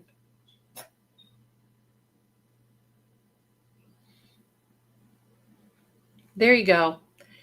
Sweet. Wish they did it earlier. Yes. Okay. It's Patty. I believe that's all it always was. Yeah, there you go. The overlays are really cute, but when I went on to StreamYard tonight, it's basically, oh, here's your overlays. I'm like, well, thanks. Now that Halloween is only one day, only a day away. The sun'll come out tomorrow. Bet your bottom dollar that tomorrow there'll be stickers.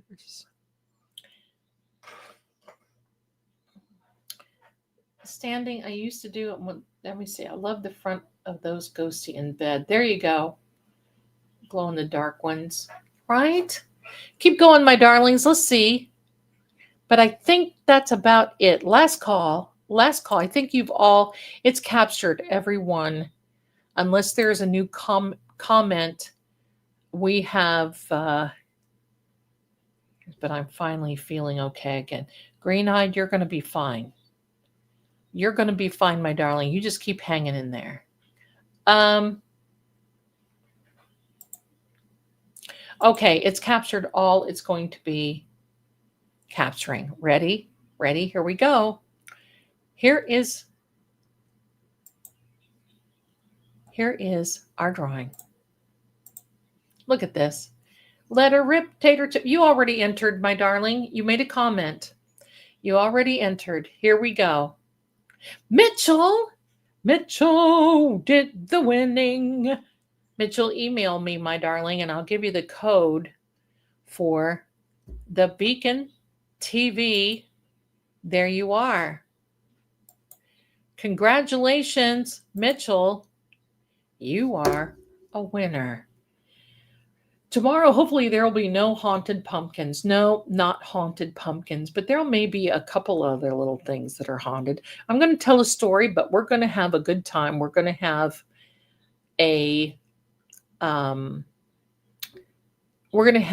get ready because it's going to be a lot of fun. We're going to have a trivia, a secret surprise trivia. Get your fingers ready because you might need Google for this one. But as soon as you see me tomorrow, you're going to know what the trivia is. I did get your ghost video. Did you not get my email back? That was pretty wild. It was pretty wild. Your ghost photo. Sorry, there standing.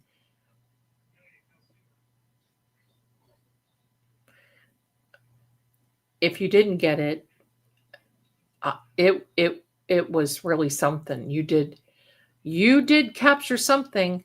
Excited to see my costume. Well, I'm excited to have you see my costume. So, Mitchell, you are a winner, and I'm going to take this down. Winner, winner, chicken dinner.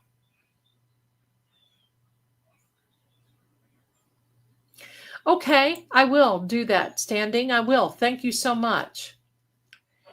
My darlings, it's been a great night. You guys, I love you so much. You guys are fantastic. You're wonderful. I'll tell you what, I could not dream of a better community. You're welcome, Mitchell. I could not dream of a better committee. I could not dream of a better community than you. I don't know why I can't talk, but that's okay. You understand what I'm saying. I love this. I can't wait. We've been on here almost 4 hours and it feels like 4 minutes. When we get with you, oh my goodness, I just love this. You never know. One day we may be able to get together. We might be able to, have a little get together, greet and meet and greet, meet and three. I love how you love this channel. So please do me a favor, like and subscribe. I am so close to 14,000 people. True Oracle, because of all of you, now has just zippity-doo-dah right up in the ranks. And when we get True Oracle up to 13,000, I will be giving away one of my House of Zelda decks. Now, the House of Zelda deck, my darlings, may be limited to sending it to the United States just because of customs is so expensive, very expensive. Beyond that, if you don't choose that, then we will do a reading that is worth, it's got a value of $100. So we can do that. So I want to thank you so much, my darlings, for being here, for being so cool. You guys rock. And I would rather not spend my Halloween with anybody else but you guys. It's going to be epic and so much fun. I can't wait. Thank you again for being here. You guys are great. I can't even say goodbye to you. Do you see this? No, can't. If I was to use a tarot deck, I would be afraid to not take the meaning right, and I might. Well, I think you would do okay standing, my darling. Have a little bit more confidence in your ability. I think you do pretty good. Yes. So anyway, here we go, my darlings. I'm going to give you a little outro for you guys to be here too. And then I'll put another little music and carry you on out while you guys say goodbye and all that other stuff. I love how you do that. So thanks again for being here with us. We love you. You be safe. And I'll see you again tomorrow. Bye.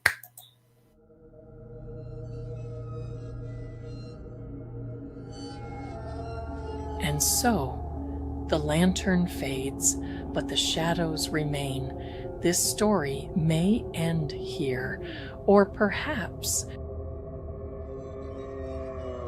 it's only just begun. See you soon.